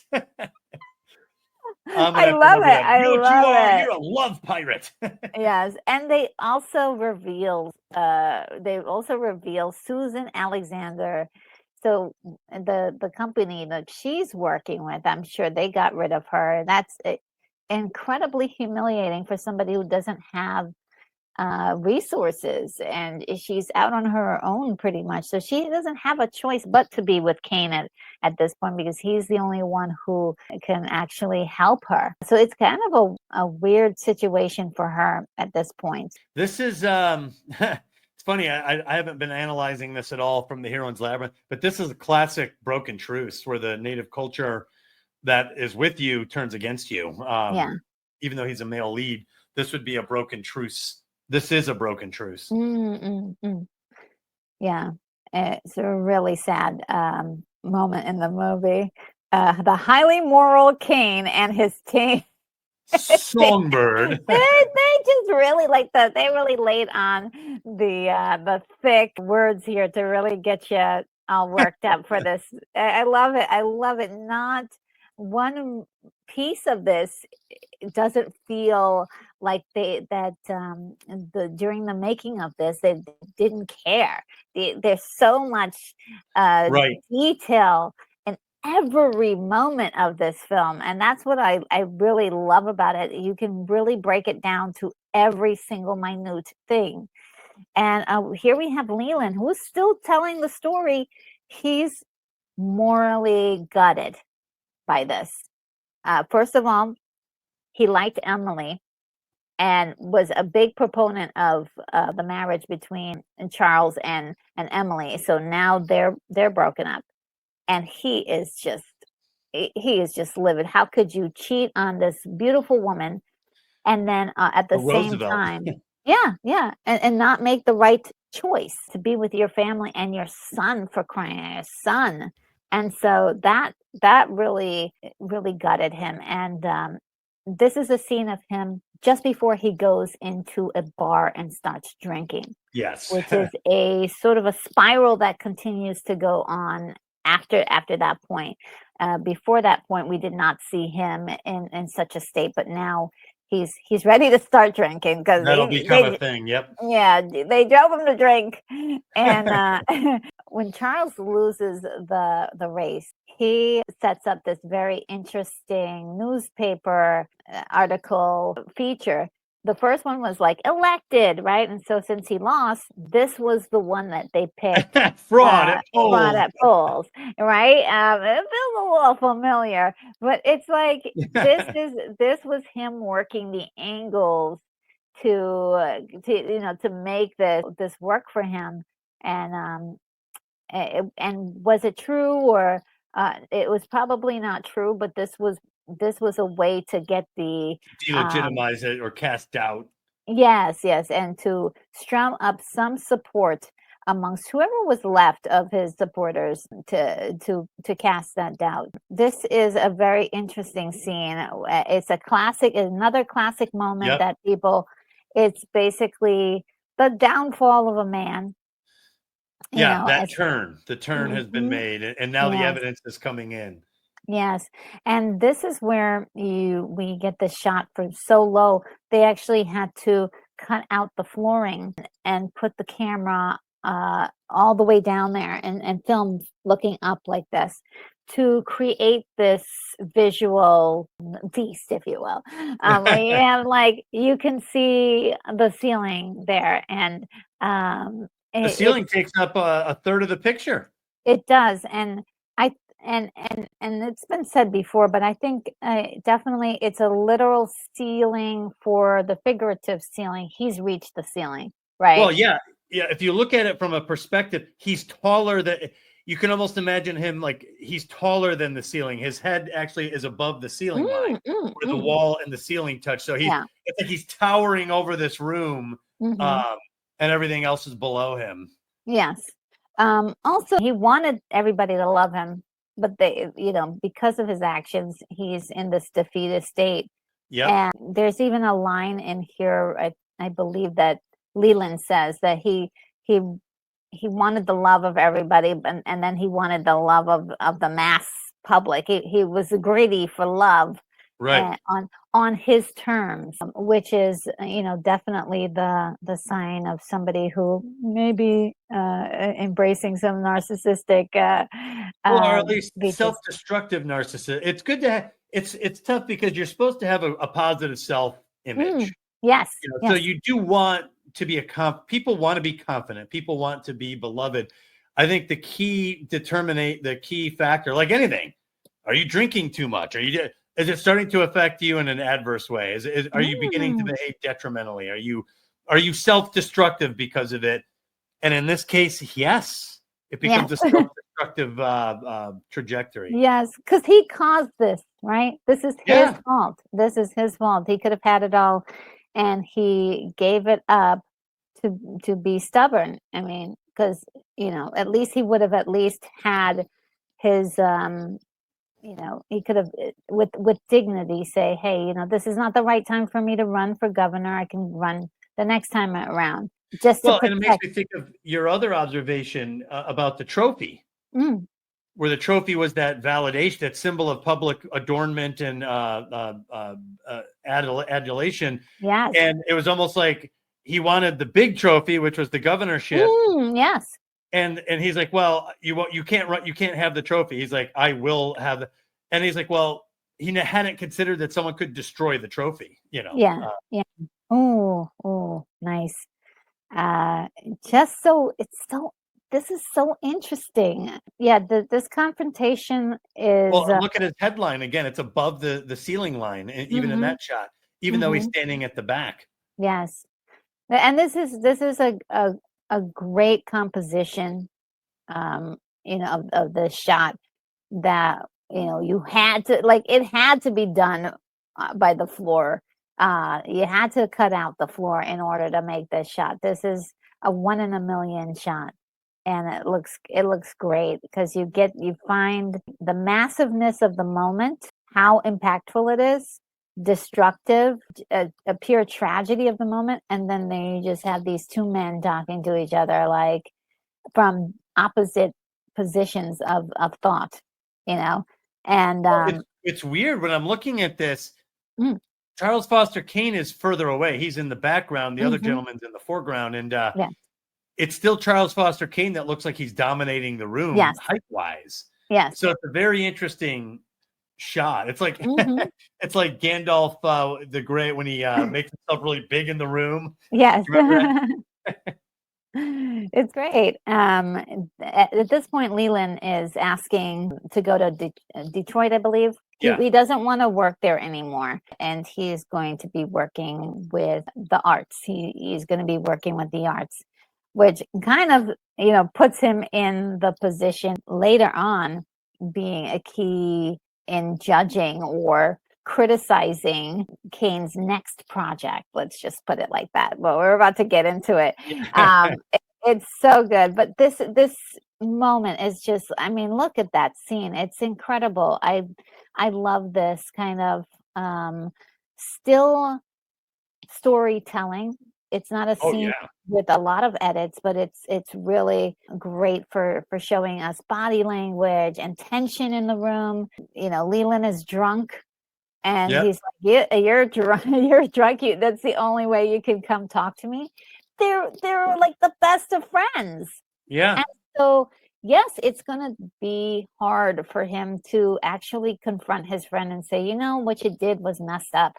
And he doesn't even really do that, but he does remember the proclamation that he made, and he really is like not going along with this change. Again, the angle here is just great. And yes, of course. Wow, so there's the floor cam you're talking about. Yeah, this is the cutout, and it's working with a gentleman by the name of Greg Tolan for cinematography. The story is that Greg was an excellent cinematographer and wanted to work specifically with Orson Welles because he wanted to work with a director that didn't know that much about filmmaking. So him being a novice at it was kind of an attribute. But then in later years, when people asked Orson Welles about, how did you get these interesting shots that had never been done before? He said ignorance was basically the reason why, because he didn't know that it couldn't be done, Oh, and we talked briefly about him being a prodigy and pretty much all of his life really being told that you can do anything, you're fantastic, you're a genius. But he gets to do this project and he doesn't know the literal ceiling, or I'm talking about the ceiling. He doesn't know the ceiling of where do we stop? How far do we go? So he just came up with a lot of things that he felt were like that were in dreams or ideas that he was imagining, and nobody told him he couldn't do it. And Greg figured out ways to achieve that, especially with the deep focus wow. lens, all that stuff. There's so many techniques that's being used in here, and just briefly, I'll mention a couple of them. One, of course, we see a lot of tracking shots, like long takes and tracking shots. We see great movement happening with the camera in the scenes that were being shown. Floating cameras where they're kind of just soaring through these moments, and we have, like, as we were examining before, like these composite scenes where there's just so much detail in every scene. We're going to see another one like that where it just tells a richer story with all of these very interesting camera techniques that were being used in this. Again, he didn't know that couldn't be really achieved. So it was interesting that Greg Tolan made it happen for him, and they worked That's together. pretty cool. Mhm. So good. It's so Yeah, sometimes you fascinating. get a fresh set of eyes and it really does pay off. Yeah, yeah. Just like what happens when you have someone who doesn't know that something can't be done. Um, how far can you achieve? Um, how can you break the ceiling? How can you break the limitations that are before you? So it was so great. So in this particular movie, Susan and Charles get married. In real life, the real life relationship between Hearst and Miss Davies, they did not get married. They were living boyfriend and girlfriend, and I think it was just because he was burned by the first relationship, and um, Well, yeah, now she's entitled to half of yeah, yeah. So she was never his actual wife, but in this movie, this character becomes his wife, and already we're talking about having giving her a career and building an opera house around her. So yes, Kane builds opera house because none of the opera houses would actually have her sing in it. She was so terrible, and she gets a coach, and he's Oh, yeah, he's embarrassed tough on by her. her because she's so terrible that he's like embarrassed. He's like, oh my god, I can't tell anybody that. Yeah, he's like, I, my reputation is now being risked to put you out there with my name on it. Yeah, yes. And this scene in particular, the camera work in this scene is insanely good. You get this, like, basically an unblinking scene that really just goes through the rehearsal or backstage, and then opens up the curtain, and you get the audience watching her sing, and then it pans up to some guys working on the rafters, And they're like, "Ooh, no, no, no, no, no, Yeah. this is not good." Yeah, doesn't he hold his nose or something? Yeah, yeah, it's really great. But that's another beautiful take. Some Yes. very incredible camera work that was being done. There he is. Yeah, yeah. Not impressed. Yeah, yeah, it was not good. I mean, and she's just singing her heart out. Now, Just trying. yeah, uh, after this first show, they find Leland drunk at the typewriter. He's started to write a scathing review, but didn't finish it. Charles is really disappointed in Leland that it's gotten this bad, that he's drinking so heavily, and Right. just that of course that he's also not valuing the friendship enough to lie on this one. Like, hey, can you just give her a good Give me a review? solid. Yeah, and it changes their relationship forever. So, um, even though it's the truth and he agrees with it, he just says, "Okay, I'm gonna finish this article in his name," which I think is illegal. I believe Yeah, we yeah. really can't do something like that. Of course, we can't always say that Charles has the best morals, but I think this was a pivotal moment, not only for Leland, but also it takes Charles down a new path without any friends at all to really help him. Again, another wonderful scene. This is with the deep focus. It reminds us of the original scene that we saw with him as a young boy. So we have this guy in the background, that's In the window. Bernstein in the background, and then Leland, who is basically he's got the most light on him, right? So Oh this is yeah. this is a scene about Leland and Charles finishing his scathing review of Susan's performance. He dismisses him and fires him. Of course, at the cost of their friendship. They're never. Well, Leland's pouring his heart out, and Charles Foster Kane is like, don't care, not interested. Really treats him like he's nothing. And Yes. and I think when you're pouring your heart out like that, to be met with complete dismissiveness like that, I think is crossing a line. It's a breach of the friendship. Ooh, yes, Yeah. yes. And it's hard to watch this because you remember how close they were in the beginning, and now you understand why Leland, Well, as an old man, is like, this guy doesn't care about anybody but himself. You get what he means now. we were talking earlier. One of the main goals was authenticity. Mhm. For the people. What he's doing right now in this exact scene is it's completely Opposite. inauthentic. Yes, yes. I mean, he's writing somebody else's review. Yeah, it's Uh, inauthentic, and it's in someone else's name. It's utterly non-journalistic. yeah. And I think the reason why he does it is because he can. He's the Right. one in power, and he does it because he's in the driver's seat, and he wants to be the one in the driver's seat again, like he was when he made the decision to not go home with his family.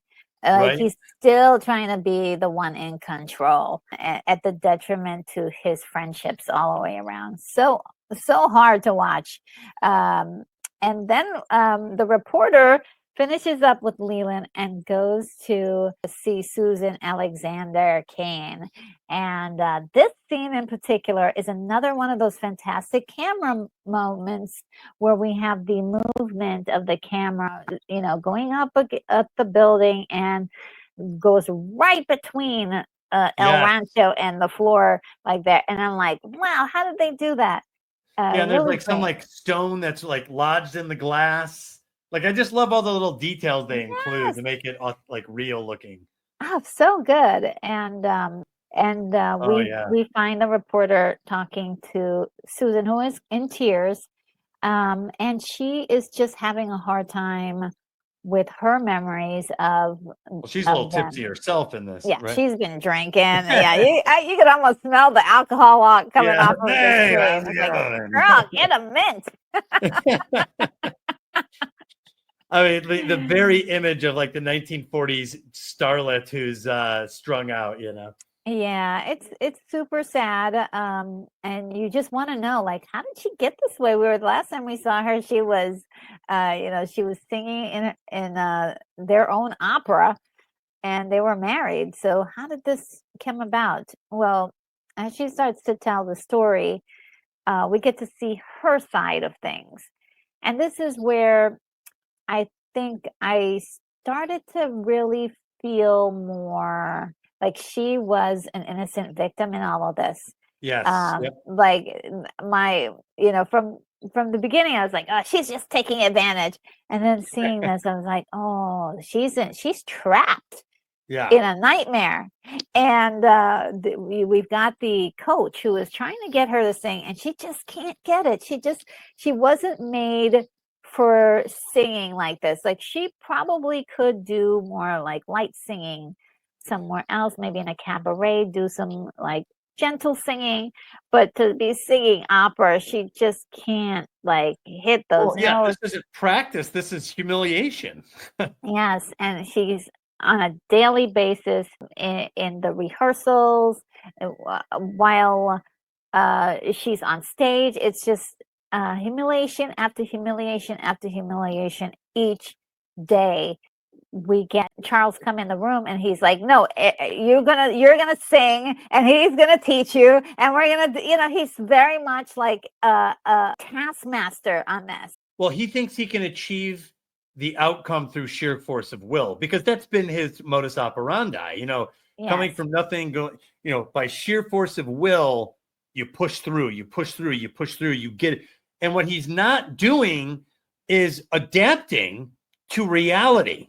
Yes. And reality is giving him these clues that that this isn't meant to be. Yeah.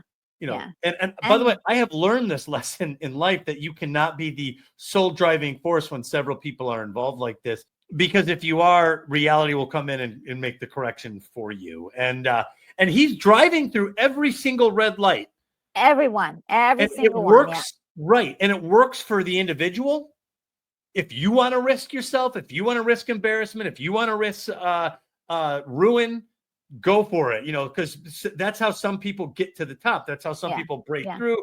There is a virtue to that sort of tenacity, to that stick-to-itiveness. Yes. But when you start dragging others,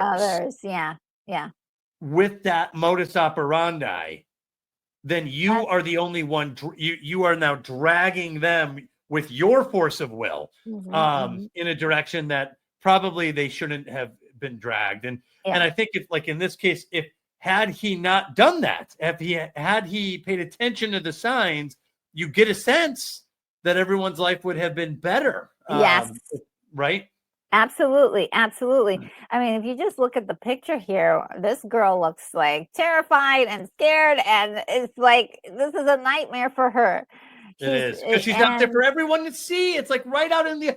If I could, I don't think I could imagine a worse way to humiliate a woman. Oh, to tell the world she has talent here when she knows and they know that she doesn't, and to force her to go through with it. It is heartbreaking. It really is, and she does it so many times, and I think he sees it as a challenge. Like, oh, so you can't do it, so we're gonna push through this, and we're gonna make it happen. Sheer force of will. And in this case, it's not going to work because, like you said, it's not him who's actually have to go through the brunt of this. It wasn't like she was an incredible singer, just was not discovered, or just lacked the resources. She just wasn't good generally. Like, she didn't have the actual talent, and she didn't have the desire to push through. And that's the key. That's why you can never be the driving force behind someone else's decisions, because if they don't have the will, you cannot compensate for that. It'll never work. Yeah. And that's the tragedy of this, right? That's Right. the pure, brutal tragedy of this. Poor girl You being couldn't have forced. found a better still shot to capture I her know. She's like, inner sorrow. no, like, I mean, so good. This movie has so many moments where it captures the emotion that is going on here. And again, we spent all this money to make her a star and center her, and she just doesn't have it. She doesn't even want it. Right. Uh, And nor does and anyone else. Nobody wants it. no, the people sitting in the audience, they're like, she's horrible. If he hears this, he's like, oh no, he was not happy with that. And this is just a little shot behind the scenes. Of course, he's like on some sort of like wheeled apparatus here doing it. I love these behind the scenes shots because you get just a feel for what it took to get some of these It's the incredible Citizen visuals. Kane behind the Citizen Kane. Yes, yes. And Look at that that's shot. what it looks like. And then he's watching and seeing with his own eyes she doesn't have the talent for it, but he's got it in his mind, we're going to transform her into a bona fide star. He stands up and he claps enthusiastically, even throughout hearing people, say that she's horrible, people laughing, and he's watching Leland like fall asleep. I mean, he's like, he just is like the determination is there for him to try to fix her, even though she doesn't want to be fixed. Yeah, these are all acts of will. He wills this to be a great moment. He wills the applause. He's setting the course of how he's modeling how he wants everyone to act. But Yes. it's just him. And so he prints Leland's last message to the in the paper, and she's like, "Oh my God, this is your friend who did this to me." This is the one time in the scene where she's like screaming belligerently that I was like, "Oh, tone that down a little bit, my ears." He's letting it fly. But she has every right to be upset. Oh yeah. And this was just one person or one point of view, and there were so many people who weren't enjoying themselves, and she wasn't enjoying herself doing this. Had also at this point has said, yes, we're going to keep doing exactly what Charles wants us to do. This is sort of something she's going along with it. Yeah. And not really understanding how far it's going to go. Leland was fired, and so he sends back that proclamation that was printed in the paper that he asked to have the real written copy of, and that signifies not only the end of his friendship permanently with Charles, but also throwing in his face, yeah, this is who you're supposed to be, this guy, and you're not. Right. You've become totally. something totally different. Remember who you were supposed to be, who you said you were going to be, and you've forgotten yourself. And it really, at this point, I had like a little tear because of the meaning behind it. It was really tough to watch that, and then he kind of discards it because it's no longer him anymore, right? He doesn't identify with this that old proclamation. It's a reminder of who he used to be, but he somehow he's turned into this crazy guy now. Well, and all those newspapers on the floor represent honest, reviews too. So he's in this sea of honesty, and he's like, nope, I'm not interested. Yeah. Just another red light. That. Yeah, it's just yet another red light to drive through at this point. Yes, I love that term, sea of honesty.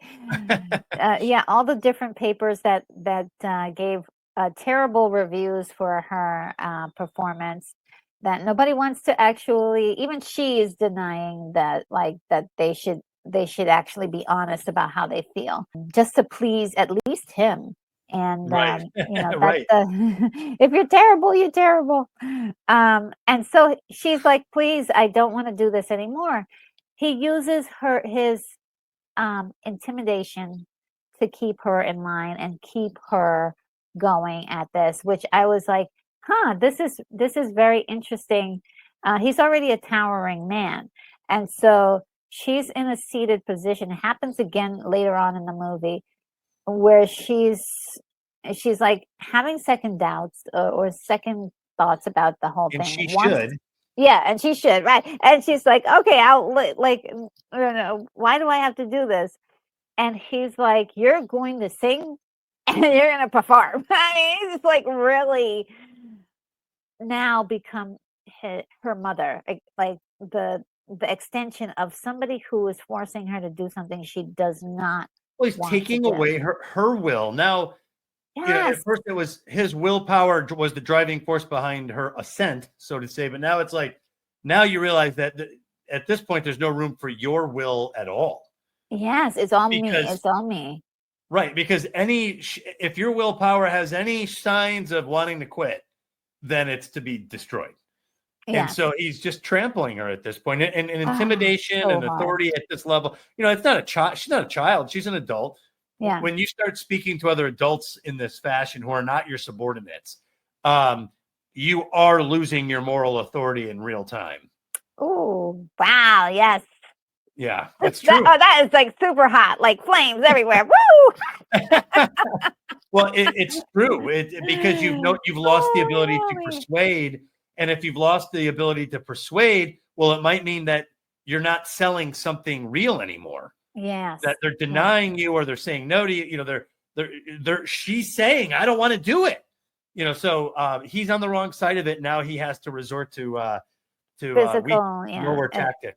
Yeah, intimidation, and that's like, and also this showing you how he is overshadowing her agency. Like he is just so powerful that he's overshadowing her desires, her wants, her needs, to the point where does she exist anymore? In his shadow, and so in his shadow, and she's only half of herself at this point, right? Like she's divided.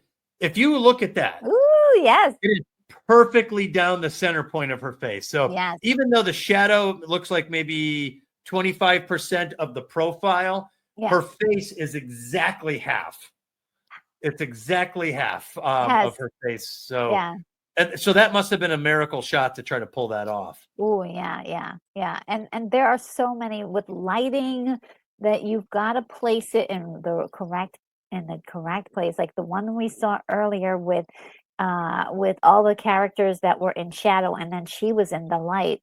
It really does take a master at figuring out where to put those shadows, where to put the light in order to create those shadows. So good. I love the technical beauty here and the way it tells a story, right? The way it's telling this story. And oh, so good. And so finally, after a lot of different performances, she gets people to actually sell out her shows. And they're the same kind of show. It's just sort of the bombardment of him never giving up and forcing her to sing live. They put in quotes sellout, which sellout also refers to someone who, right? A fraud. So Detroit has sellout for Susan Alexander. So there is that sort of double meaning kind of sitting there. Oh, I love it. Nice catch. Yeah, and I love all the little things, like it says latest star in the world of opera, diva to thrill music lovers of Motor City. All the little things here. It's just so great. Again, the storytelling is just so good. Yes. We finally get to this moment here, which is really sad. But again, the composite of this shot is incredible. We have her sort of in a shadowy state here, but we have that she's taken something. Obviously, something she was probably not supposed to take. She finally is able. I mean, yeah, there's a couple of days that pass by where she's not responsive, and he actually cares for her, which is the other wild thing to imagine, that he actually does love her, and Right. he's put it through so much, but he actually really does love her. He spends days just looking after her, trying to get her back to health. And when she finally gets back to health, she's like, I can't do this anymore. She's got to be like, I'm almost on her deathbed before he'll decide to stop. Right. Yeah. This is Well, the it's only showing way. the human limitation here. He's up against the final limit. Yes, The yeah, final red light here is right here, and he's got to face that. yeah. And if he doesn't love her, he'll keep pushing her till she dies, or something more tragic happens. Right. But he says, okay. He finally gives in and says, all right, we won't go any further with this. I was like, phew. Yeah, we're all off the hook I now. was like, dang, oh my goodness. Yeah, it was, and plus more, it was brutal listening to this lady try to sing. It was just so like cringy. They knew exactly how to make her voice crack at a certain point where you're like, oh my, don't, oh gosh. So yeah, I felt so bad for her, but I was super happy when he finally said, okay. They zoom out for a few years later. She looks like a princess. She's got like a little crown on or something. And she's now interested in puzzles, putting together puzzles. They even have a beautiful montage of her putting together puzzles. Well, that is because they are now held up in Xanadu, this huge estate we talked about in the earlier part of this talk. There is, no other people around for miles and miles. It's secluded. It's like a jungle. It's got it's a huge complex, and she is Compound, yeah. absolutely lonely. And she says, like, I'm a prisoner here. There's not, I can't do anything. There's nothing to do other than these puzzles. And he is emphatic about keeping her in this place like a prisoner, just like a prisoner. Well, And without the goal, right? The unattainable goal. We're going to make you a star. We're going to make this happen. We're going to build yes, the opera. Without that, it's just her. yeah, It's her as she really is, which is of no value to him in the sense of there's nothing else. You have no ambitions now. There's no goal for us anymore. So in a way, it was all in his head. yeah, He looked past her all the time because now that the goal is gone, it's just her as a physical being, yes, which has no other value except to sit there and do puzzles. yeah. And they are, slowly growing more and more apart. And they Right. do this with the space in these extra large rooms, these gloriously designed rooms. And there he is in the shadow, as a mysterious person, as somebody we've lost touch with. She's lost Just a touch with him. tuxedo. Yeah. And dressed up to go somewhere, to the next room. And there are his relics that he's been saving all his life, these incredible antiques, statues that are just adorned everywhere. The place is lavish, and he's just coldly enters the room, talks to her. The one thing that she has puzzles. He doesn't even want her to do that, and it's more of a tomb, a gorgeous tomb, Yeah. and them just not really seeing eye to That eye, not fireplace. being connected like they used to be. Isn't that incredible? That is Yeah. sick. It's so beautiful. And Wow. just I mean, that's incredible. artwork. Yeah. And now, not for nothing, these puzzles are so good. Like, look how big that puzzle is. And yeah, she became a master puzzle piece assembler while she was there, that's for sure. And yeah, there's a lot of space between them. They're growing apart. Well, and so remember the earlier scenes when he was losing the election, where the camera was at the ground and it was aimed up and his head was above the ceiling. Now look, the fireplace is bigger than he is. A fireplace. So he looks so small in the room now. It's just stunning. So such a great observation. Just a miniature man. Yes. He's so small in this place. Like even that scene here, look at how tiny he is. Yeah, yes. The grandeur of the room makes him look small, whereas before he seemed like he was towering into these rooms, and now he looks like a miniature doll inside of some sort of dollhouse. So good, yes.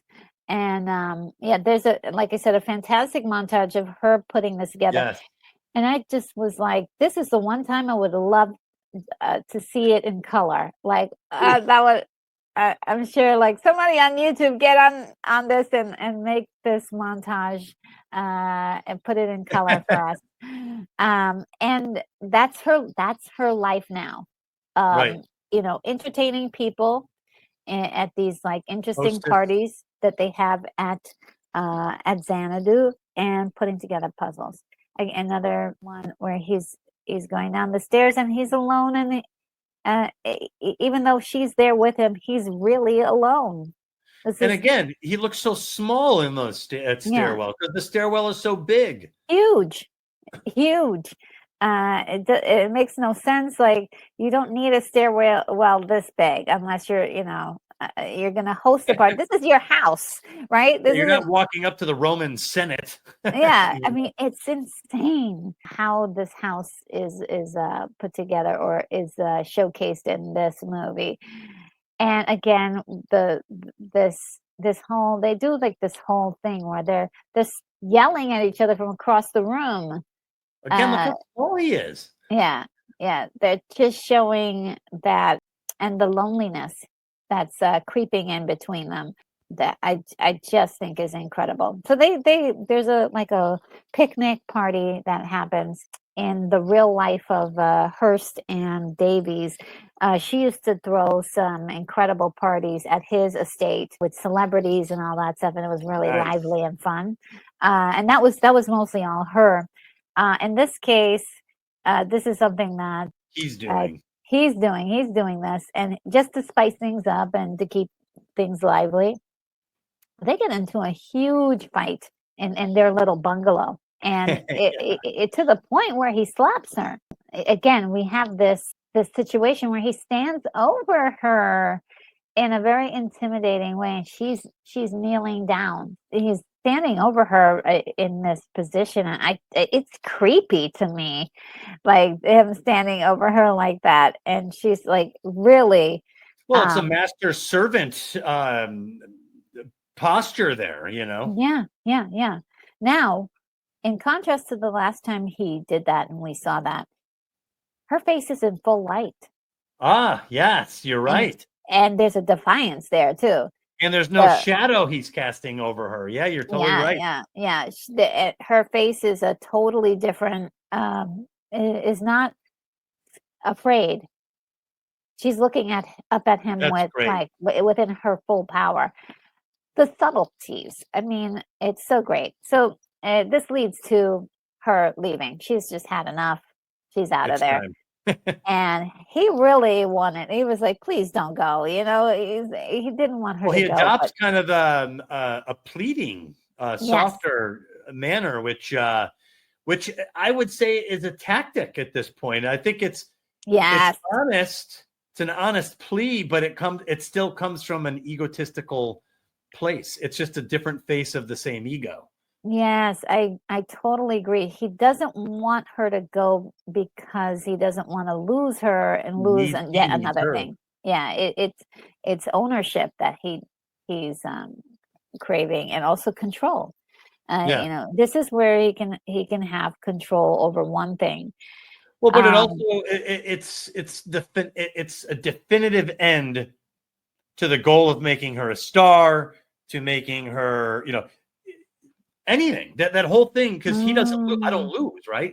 Yes. So now that's over. You lost, and it's definitive at this point. Yeah. Yes, yes, I love You know, that. she's not even grateful. Like he's probably why aren't you grateful? Well, I have done these things. So she's not even grateful. She doesn't even want to be with him anymore. So it's like a complete repudiation of this whole approach Yes. that he had when it comes to other people. Ah, so good. And he's been the one in the past to kind of discard other people, right? This is the Yes. first time he's really been the one to like, no, I don't want any more of this stuff anymore. I'm out. Right. And yeah, it hurts him deeply. He like watches her leave and She doesn't look the back. That's always the she thing you look for from is there a look back, and what does it mean? Does it mean there's regret, or does it mean like I just need one more view so that I can cool it? Like nothing. She just walks out of She there. just walks, and she walks quickly. And so he is alone by himself. And I love this moment because now we get to talk to one of the servants that was at the facility taking care of Charles around the end of his life. And he's there to witness this. And there he is again, small, Yes. in this grand place Almost like where Turkish looking architecture. beautiful, yeah. Oh, just gorgeous, lavish complex that's going on here. It reminds me of this scene. Ooh, very Yeah. nice Yeah, retro. because this is a scene where he didn't have control over what was He's happening. small. Yeah. And again, he doesn't have control again. Oh my He God, that's it's great. psychologically the same scene. And I love that they keep repeating this image Yes, they over do. and over. He just tears her room apart. And Well, it has no some purpose anymore. yeah. And She's not coming back for it. she's not coming back. And I would suppose these are all things that he got for her. And the room is very I want to say magical. There's so many like little cutesy things in there. It's like a princess room. It's like a Yes. princess room, and he just rips it to shreds in his anger. And this has been a moment in cinema history that a lot of people recall back to this moment and are like, "This is like a weird scene," in this movie. But I don't think it is. Oh, really? It makes total sense. I guess the way he goes about destroying the room. He is an old man. He's playing the part of an old man, so it could be a little bit jerky and not in the best physical shape. But he does tear that room apart. It was well, I wouldn't say it was parodied, but it was. Remember the movie The Room? Uh With Tommy. the worst movie ever made, The Yes, Room. yes, Yeah, yes. yeah. Well, there's a moment in that particular movie that pays homage to this That's so homage. funny. That's funny. Yeah, it's really interesting. And there's a lot of people who do feel like why this room is decorated the way it is. Like all of the other rooms are all spacious and big. Oh, And this this one's movie, cramped. it's small and it's got so many little tchotchkes and little things here and little things there. It's Yes, so kitschy. different.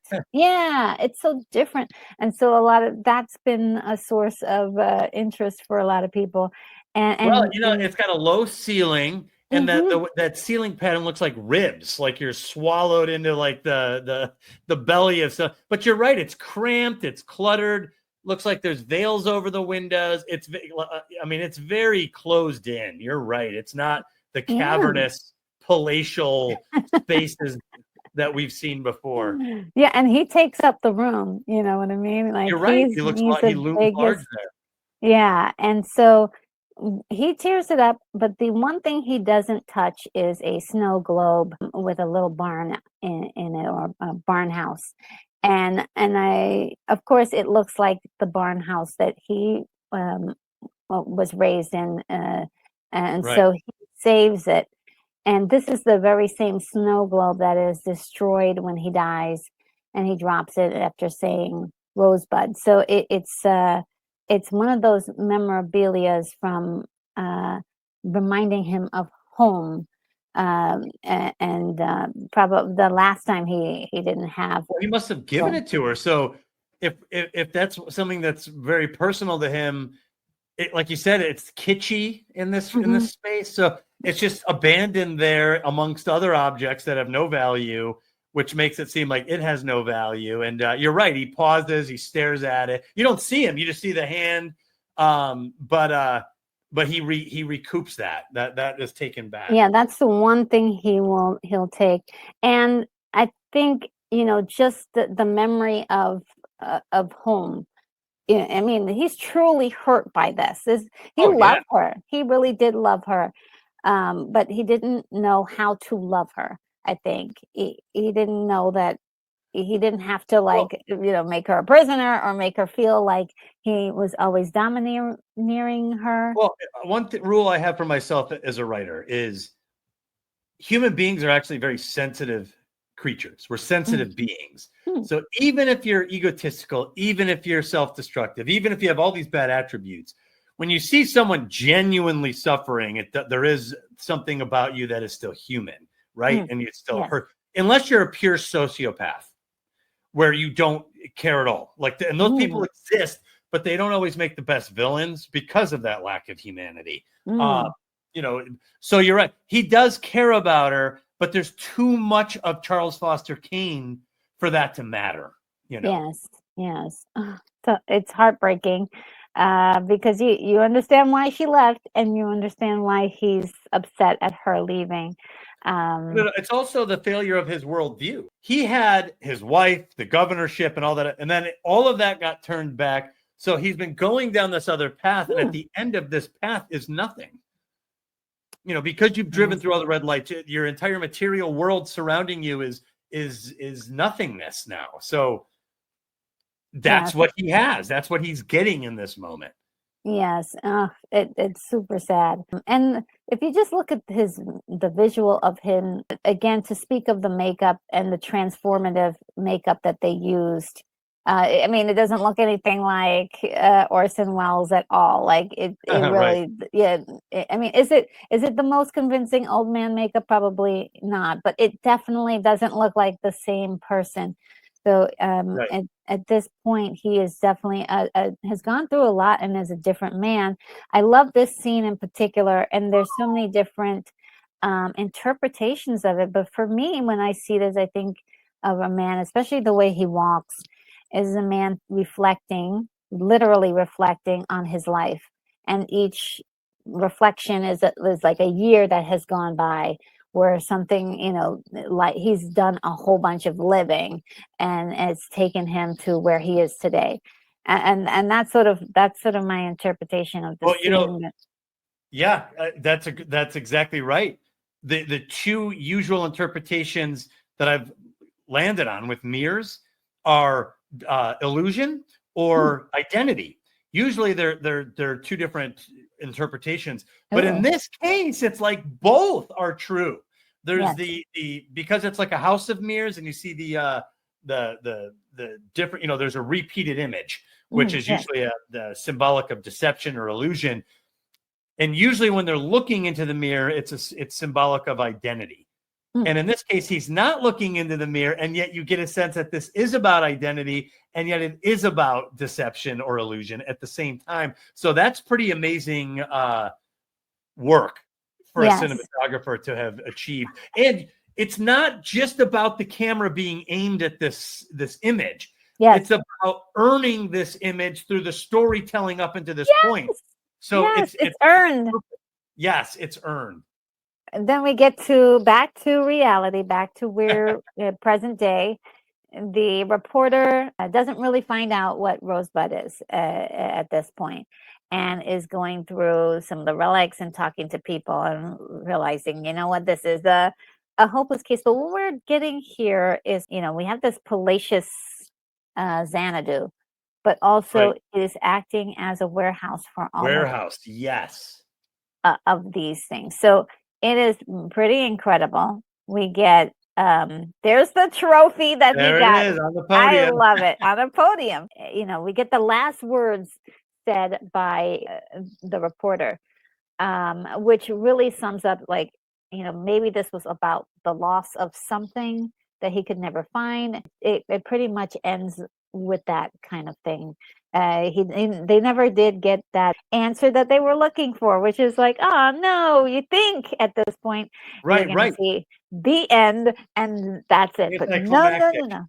The camera keeps expanding and it Mm. moves around this warehouse beautifully to it soars Every almost. object. So great. And it just keeps soaring and soaring. It reminded me of this Yes. scene. Yes. I was like, wait a minute, that looks familiar. I Steve, thought the same thing. You know, again, this is an archetypal thought here.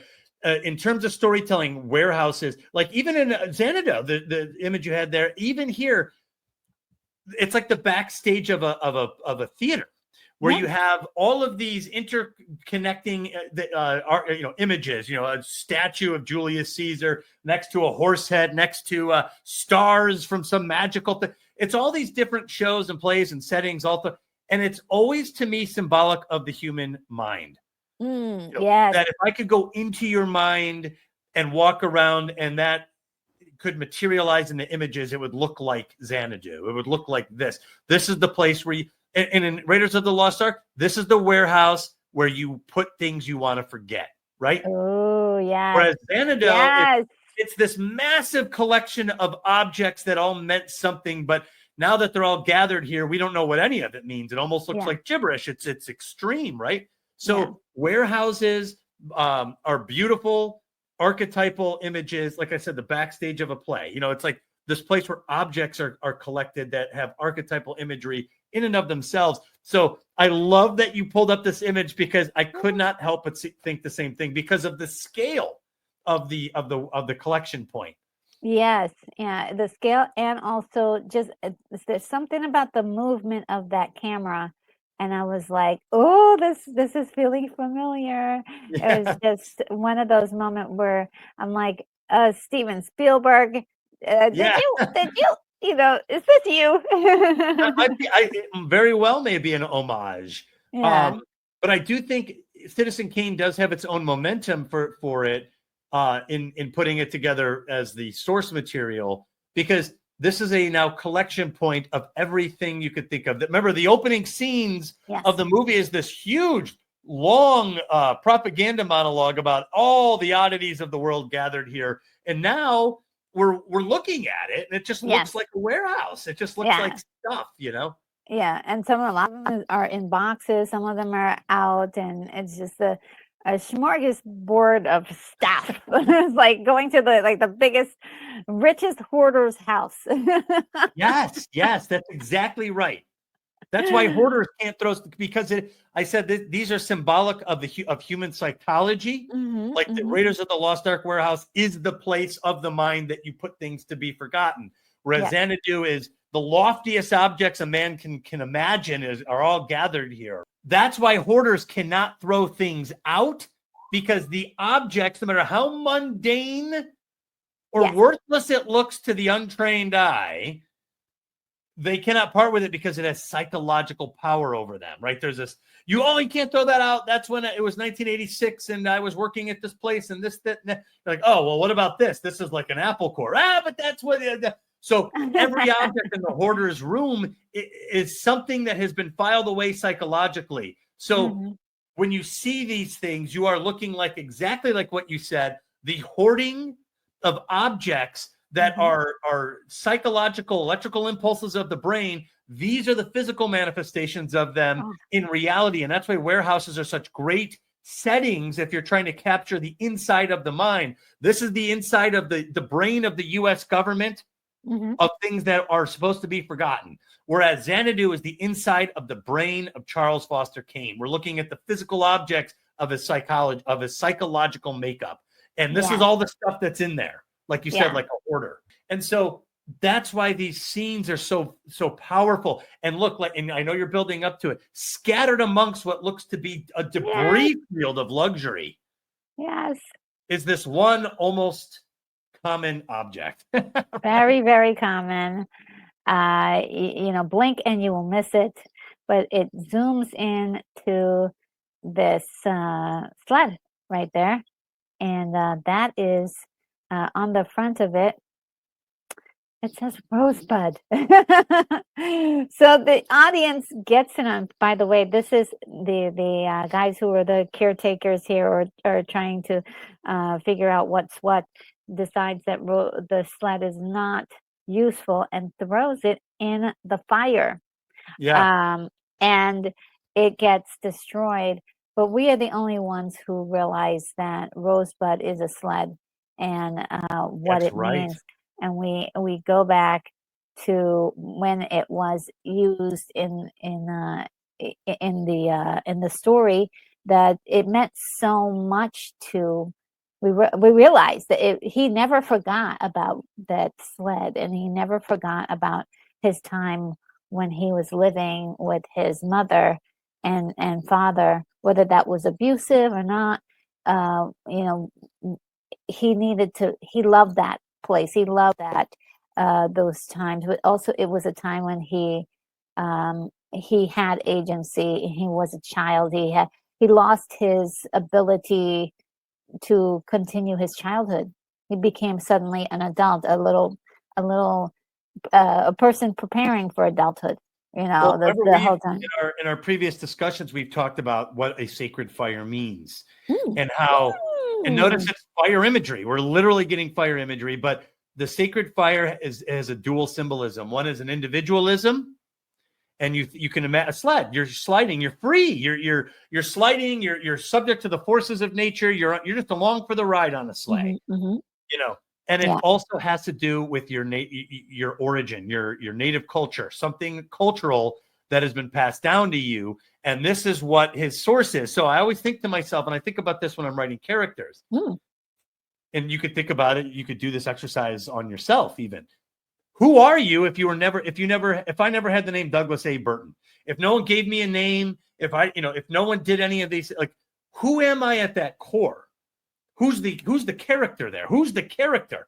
And the reason this works, in my opinion, is because that's who he is. That's who he really is. Yes. Charles Foster Kane is a persona that was impressed upon him by a wealthy man who comes into his life to remove him from this natural setting. Yes. And then and that is still the most important part of his identity at the end. And at the end, and by the way, what about the film work on how the wood varnish moves around? Yes. It's Oh, almost magical how, without Yeah. any CGI, to get to have it obscure and then unobscure the word Rosebud. Yes. But this is a sacred fire. This is perhaps one of the most powerful sacred fire symbols ever filmed. Rosebud. It's the source question. What does Rosebud mean? It's there in the opening imagery. It's everywhere. It's all over if you know what to look for. And then it's right there at the end, and you have fire imagery by magic, seemingly, again. Rosebud, the sacred fire of a young boy. Yes. Who went on this incredible journey of complete excess to the highest heights that the human imagination can get to, and yet it was never really who he was. Yes, so true, so true. He always yearned for these days. Like this was still in his memory, and so powerfully woven in. And I heard some criticism about this. Some people felt disappointed that it's just the sled. That's it that he played with when he was a boy. It means so much in the story. And it's not just the sled. This is the sled that he was playing with before his life changed forever. And so this is his special toy. This was his tool, if you will, that he used. I mean, he even uses it as sort of a shield or a weapon. That's right. He uses it as a shield. That meant a lot to him. It was probably his first possession, and one that he wanted, and one that it was the purpose of this object was for entertainment, for fun. Yeah. And this was when he decided what he was going to do with his day, right? He was going to decide, if he was going to slide down the hill, or he was going to, pretend to be a part of the army. He had complete control over what he was doing, and then after that, he was no longer able to do that But anymore. that's how powerful identity is to Mm-hmm. story. And Mm-hmm. that's why I think it's so important to recognize what a sacred fire is, because it's the individual and what the individual is attached to from what came before. And he Yes. came from a boarding house. He came from poverty. He came from a boarding house, and it was all of it was circumstantial for where the wealth came from. Oh, yeah, yeah. Also, I wanted to talk a little bit about Rosebud being sort of the center goal of the newspaper. And yet there are moments in the story where we kind of forget that Rosebud is actually what we were looking for. That's And then, storytelling. yeah, but what we were really there for was the search for Rosebud is the search for the discovery of a man's journey in life and how, how that can affect him, whether it be a tragedy or a success. This Rosebud is looking for, in search of Rosebud. We found Charles Foster Kane. That's we found the real man instead of just the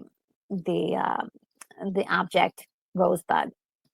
Right. Yeah. It's certainly not about a sled. And so Yeah. if anyone has that criticism, I don't fault anyone for the way they handle Mm, or receive a movie or yeah, yeah, experience yeah. a movie, but this is not about a sled Yes, uh, this is about a at all. man. Yeah. Yeah, And right. learning about him, maybe having empathy for him, maybe feeling like, lack of empathy for him, but this was all about him. And when we were talking about uh, you know, his mind seeing all of his relics that he saved and he collected over the years, I mean, it couldn't get more expressive than that, Right. Just so Well, like great. you said, as the story winds through its telling of its tale, you forget about Rosebud, right? You're meant to, Yeah. because you can't keep harping on one thing throughout a story anyway. Mhm. You have what I call reminders, Yes, and that snow globe pretty much served as the reminder in this one. it But did. right, so that's an object that it gives you some hint to reconnect you to your story's through line, but you don't want to draw too much attention to it either, Yeah. because then you don't want people starting to figure anything out or be like, oh, this must have something to do with his childhood. You don't even want that. You want to be like, oh, there's that snow globe again, and then you distract them by something sensational, right? Yes. But once you get to the end of the story, the through line was always there, Yeah. and it's quite an achievement when you're telling a story about what it means, what that seed identity is to a person Yes. and how important that is, that you get caught up in the sensationalism of this character, just like the character themselves did. So it's really masterful storytelling. Okay. Citizen Kane is, and to me, it serves as a flagship reminder of why Sacred Fire is so important to establish. If you're a writer, a screenwriter, or an audience member who just likes to know why movies Yeah. work, that's why this is a film that says Sacred Fire, even in its most fundamental, rudimentary form, childhood, a young man, Yes. is inseparable from who that character is going to become. So you Love have to it. have it. I love it. I love it. It also ends the way it starts. I didn't get the last scene, but it ends the way it starts with showing us Xanadu, the gates of Xanadu, and then Right. also at the end it shows us the gates of something that we see a lot in a lot of movies.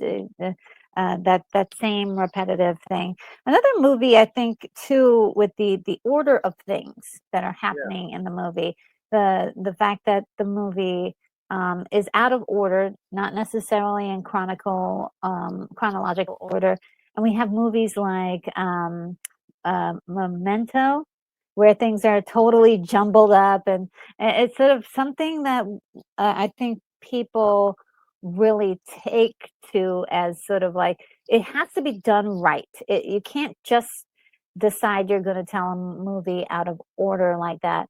But this is sort of like the gold standard. Like if you're going to tell a story that's out of order, look at, Yeah. Citizen Kane as sort of the example of how to do it and not mess up your story structure, to the point where, either you give away something too early or it's Right. just There's an so art form. confusing.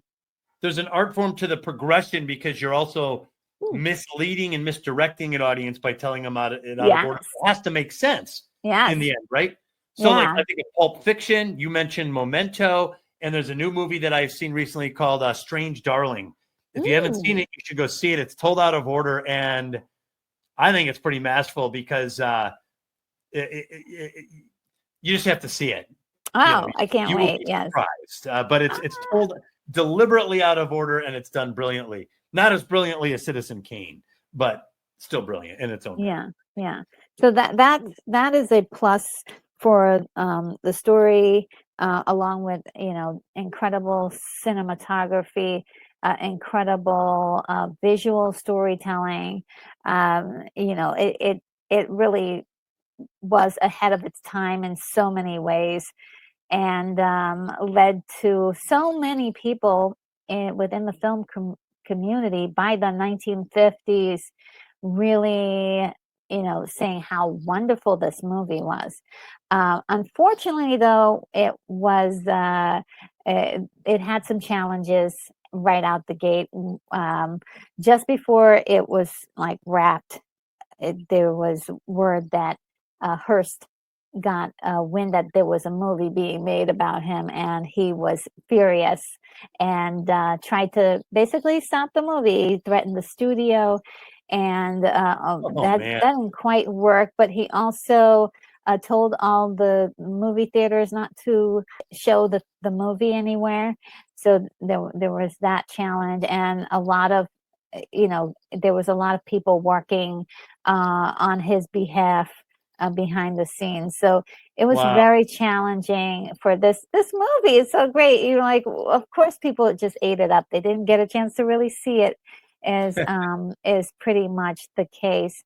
But it did open at certain theaters where they weren't movie theaters, but they were like halls and different theater houses for like Broadway musicals and things like that. So they did get a chance to review it, and of course, look at how many people came out to support the movie and see it. Wow. So there was some buzz about this movie.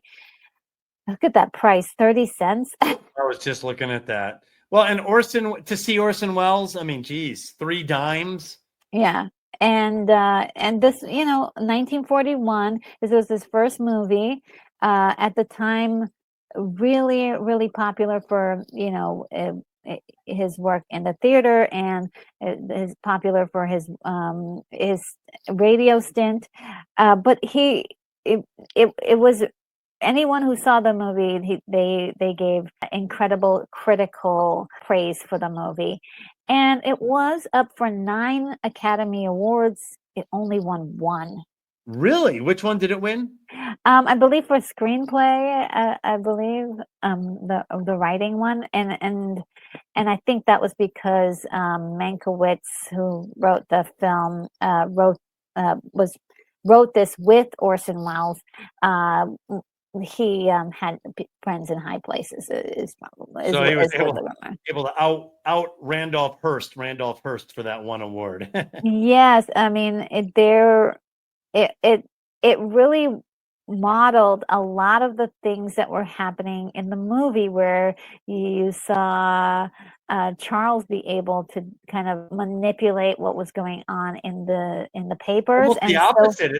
Whereas Charles Foster Kane tried to take a dud and make it a golden goose, they were trying to take the golden goose and turn it into a dud. Yes, yes. And so it's really sad. The studio after that didn't trust Wells as much as this particular movie. He had complete control. He had editing control. There was nothing that they took over on the film. But in his future films after this, they did, Rein them in a little bit. they did. Yeah, they took away editing rights and all sorts of things, which really changes the whole framing of a movie Yeah. when they Oh do yeah. things like that. So it was really tough. Uh, one of the things that Hearst did was he prohibited any mention of the film in all of his newspapers, and he owned a lot. I mean, when we talk about a newspaper empire that's in this movie, right? There was a real one, and they had a mandate not to talk about this movie at all. Jeez. So yeah, that's pretty nasty. And that's When like you self-incriminating based on this film. Like, Yes. you're proving the film's point in a sense. Yeah, yeah, and it's really crazy. But I think out of the country, there was a lot of people who were interested in it, and over the years, of course, people began to start to recognize this movie for the genius that it was. So it's really nice to see, like, over the years, like, slowly people start to talk about the movie, and they give it such high praise of being the best movie ever made. Yep, I've And heard that. yeah, and so, and even to this day, a lot of people still believe that, and a lot of people still, um, will push back on it a little bit. But I think it's a great movie. It's fantastic, and imagine to be in the theater, into that theater, at that, at the opening of Citizen Kane. Man, what a Well, moment! it's so different because you have no idea what it means. Yeah, Like yeah, we yeah, look at it as a cornerstone, foundational film for American cinema. yeah, It's not like the Ten Commandments, which was a great American film about the biblical times. This is an American film about an American. It's like Gone with the Wind. It's like yes, American. yes. So these are the films that built this mythos up, and you try to put yourself, like you just did right now, try to put yourself in that line, Yeah, right? yeah. And try to imagine what it would have been like to be there. We would have no concept that that's what we're in line for. Yes, This is that's Orson true. Welles. He's one of the hottest names. This Yeah. is Citizen Kane. This film's got some buzz. An American entrepreneur. He's trying to silence this thing, and we know today that sometimes that backfires. Yeah. It creates more interest in something. So, Oh, yes. They're there for this great film, and afterward they'll smoke their cigarettes and they'll grab a whiskey at the bar next door. They'll talk about it, and then they'll go back and they got to go to work the next day. Yeah. What I love, and I know that you love this same thing. Mm. While all these people go about their lives, they pass through the theater and they see it and they go back and they live their life. This movie lives on. Yes. And grows and grows and grows. And here we are in 2025, still admiring it. And we have the benefit of knowing the lifespan since 1941, yes. was it? That we get to see it through at this deep stage to know what it is. So, yes, and all the backstory, all the behind the scenes stuff. We know the references. We know a lot about this movie. Then maybe average people would not know about the movie, and that's where a movie like this gets even richer for us. Yeah, exactly.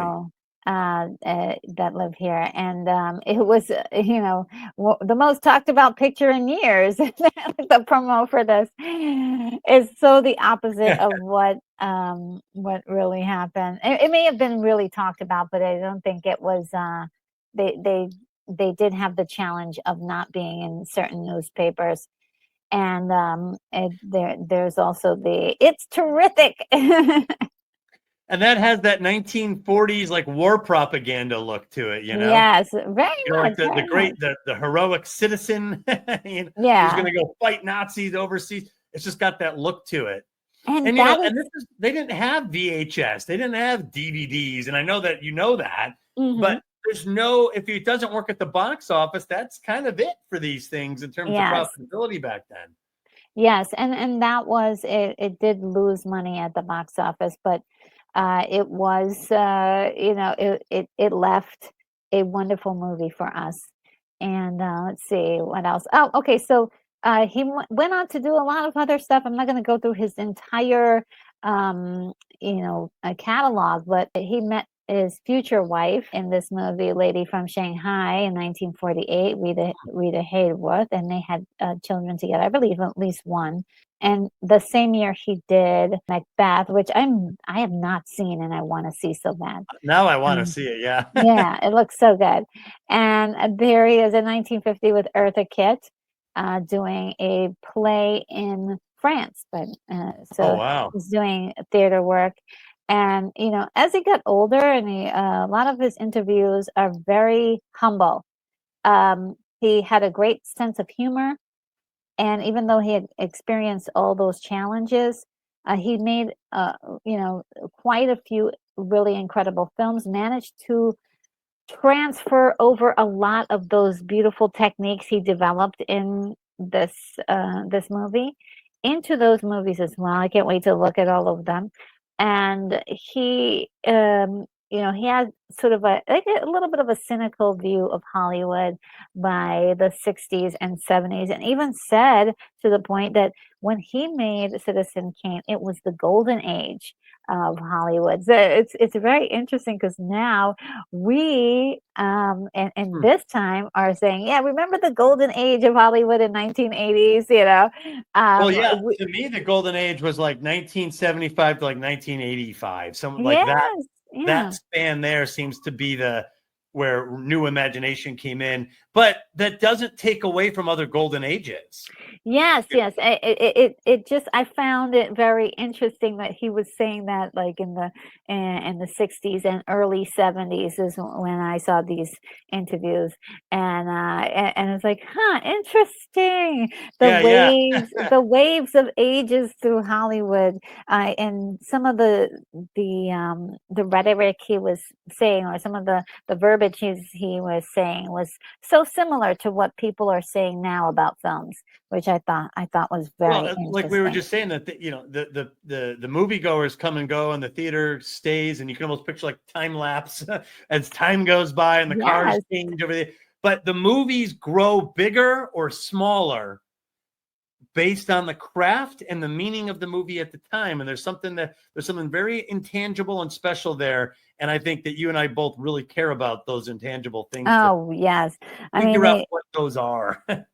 Yeah, they not only, like, is it part of the storytelling element, like the more I continue to watch these movies, the more I'm passionate about what and how they do what they do, how they make you feel, and the intangible things to go with movies like this that are technically out of time for us, but we're connecting with it. We're connecting with these characters. We're connecting with the work that was done. So there's a lot of admiration and definitely a lot of respect for this incredible movie. He was working up until his passing. He had 15 movies that he was still working on by the time. That looks like 1968. Maybe, yeah, you might be right. Judging by the haircuts. Yeah, so what a great movie. Thank you so much for going over this movie Citizen with me. Kane. What a great film. Yes, it deserves all of the accolades. I think it deserves all the praise that it gets. Every single filmmaker that we know of that is a big, what we consider the big ones, they all talk so very highly of Orson Welles' Citizen Kane, like how it was made, everything. They just admire it so much. And that says a lot, because also we can see sort of the reflection of Citizen Kane on other movies that we see. I'm also I believe they really changed cinema in such a huge way, to allow us to just enjoy so many more efforts of storytelling Any last words from you about Citizen Kane? Nothing. Just thanks for inviting me into this movie talk because it's such a great movie to talk about. And it's one of the foundational films, I would say, in American cinema, and for good reason. And just I've never dug into this movie more than I did for this, to watch it in preparation to talk with you. So I am finding so many things in it that I never found before. And I think great works of art are like that. The deeper you dig, the bigger they get. Whereas films that are sensationalized but are not good, the more you dig, the smaller they get until you forget about them. And they are. Oh boy! So this one is one of the great ones, and it was just a pleasure to kind of to look at it and explore it with you. This was great. This was so much fun. Yes, thank you so much. I will have Douglas's link for his channel down in the description, so you'll be able to take a look at his channel and see what he's got going on. YouTube will suggest a video for you to watch, and I hope you will indulge me in another video. Yeah, click on it, and then also there's liking. You can like this video, and YouTube will offer you up more videos like this from catalog. If this is one of your first time stopping by and listening to a Retro Nerd Girl video and you really liked the discussion, subscribe to her channel. Oh, thank you. That is really sweet. Thank you. So without further ado, I bid you all adieu. And just remember to stay retro and stay nerdy. Take care. Bye, guys. Bye, everybody.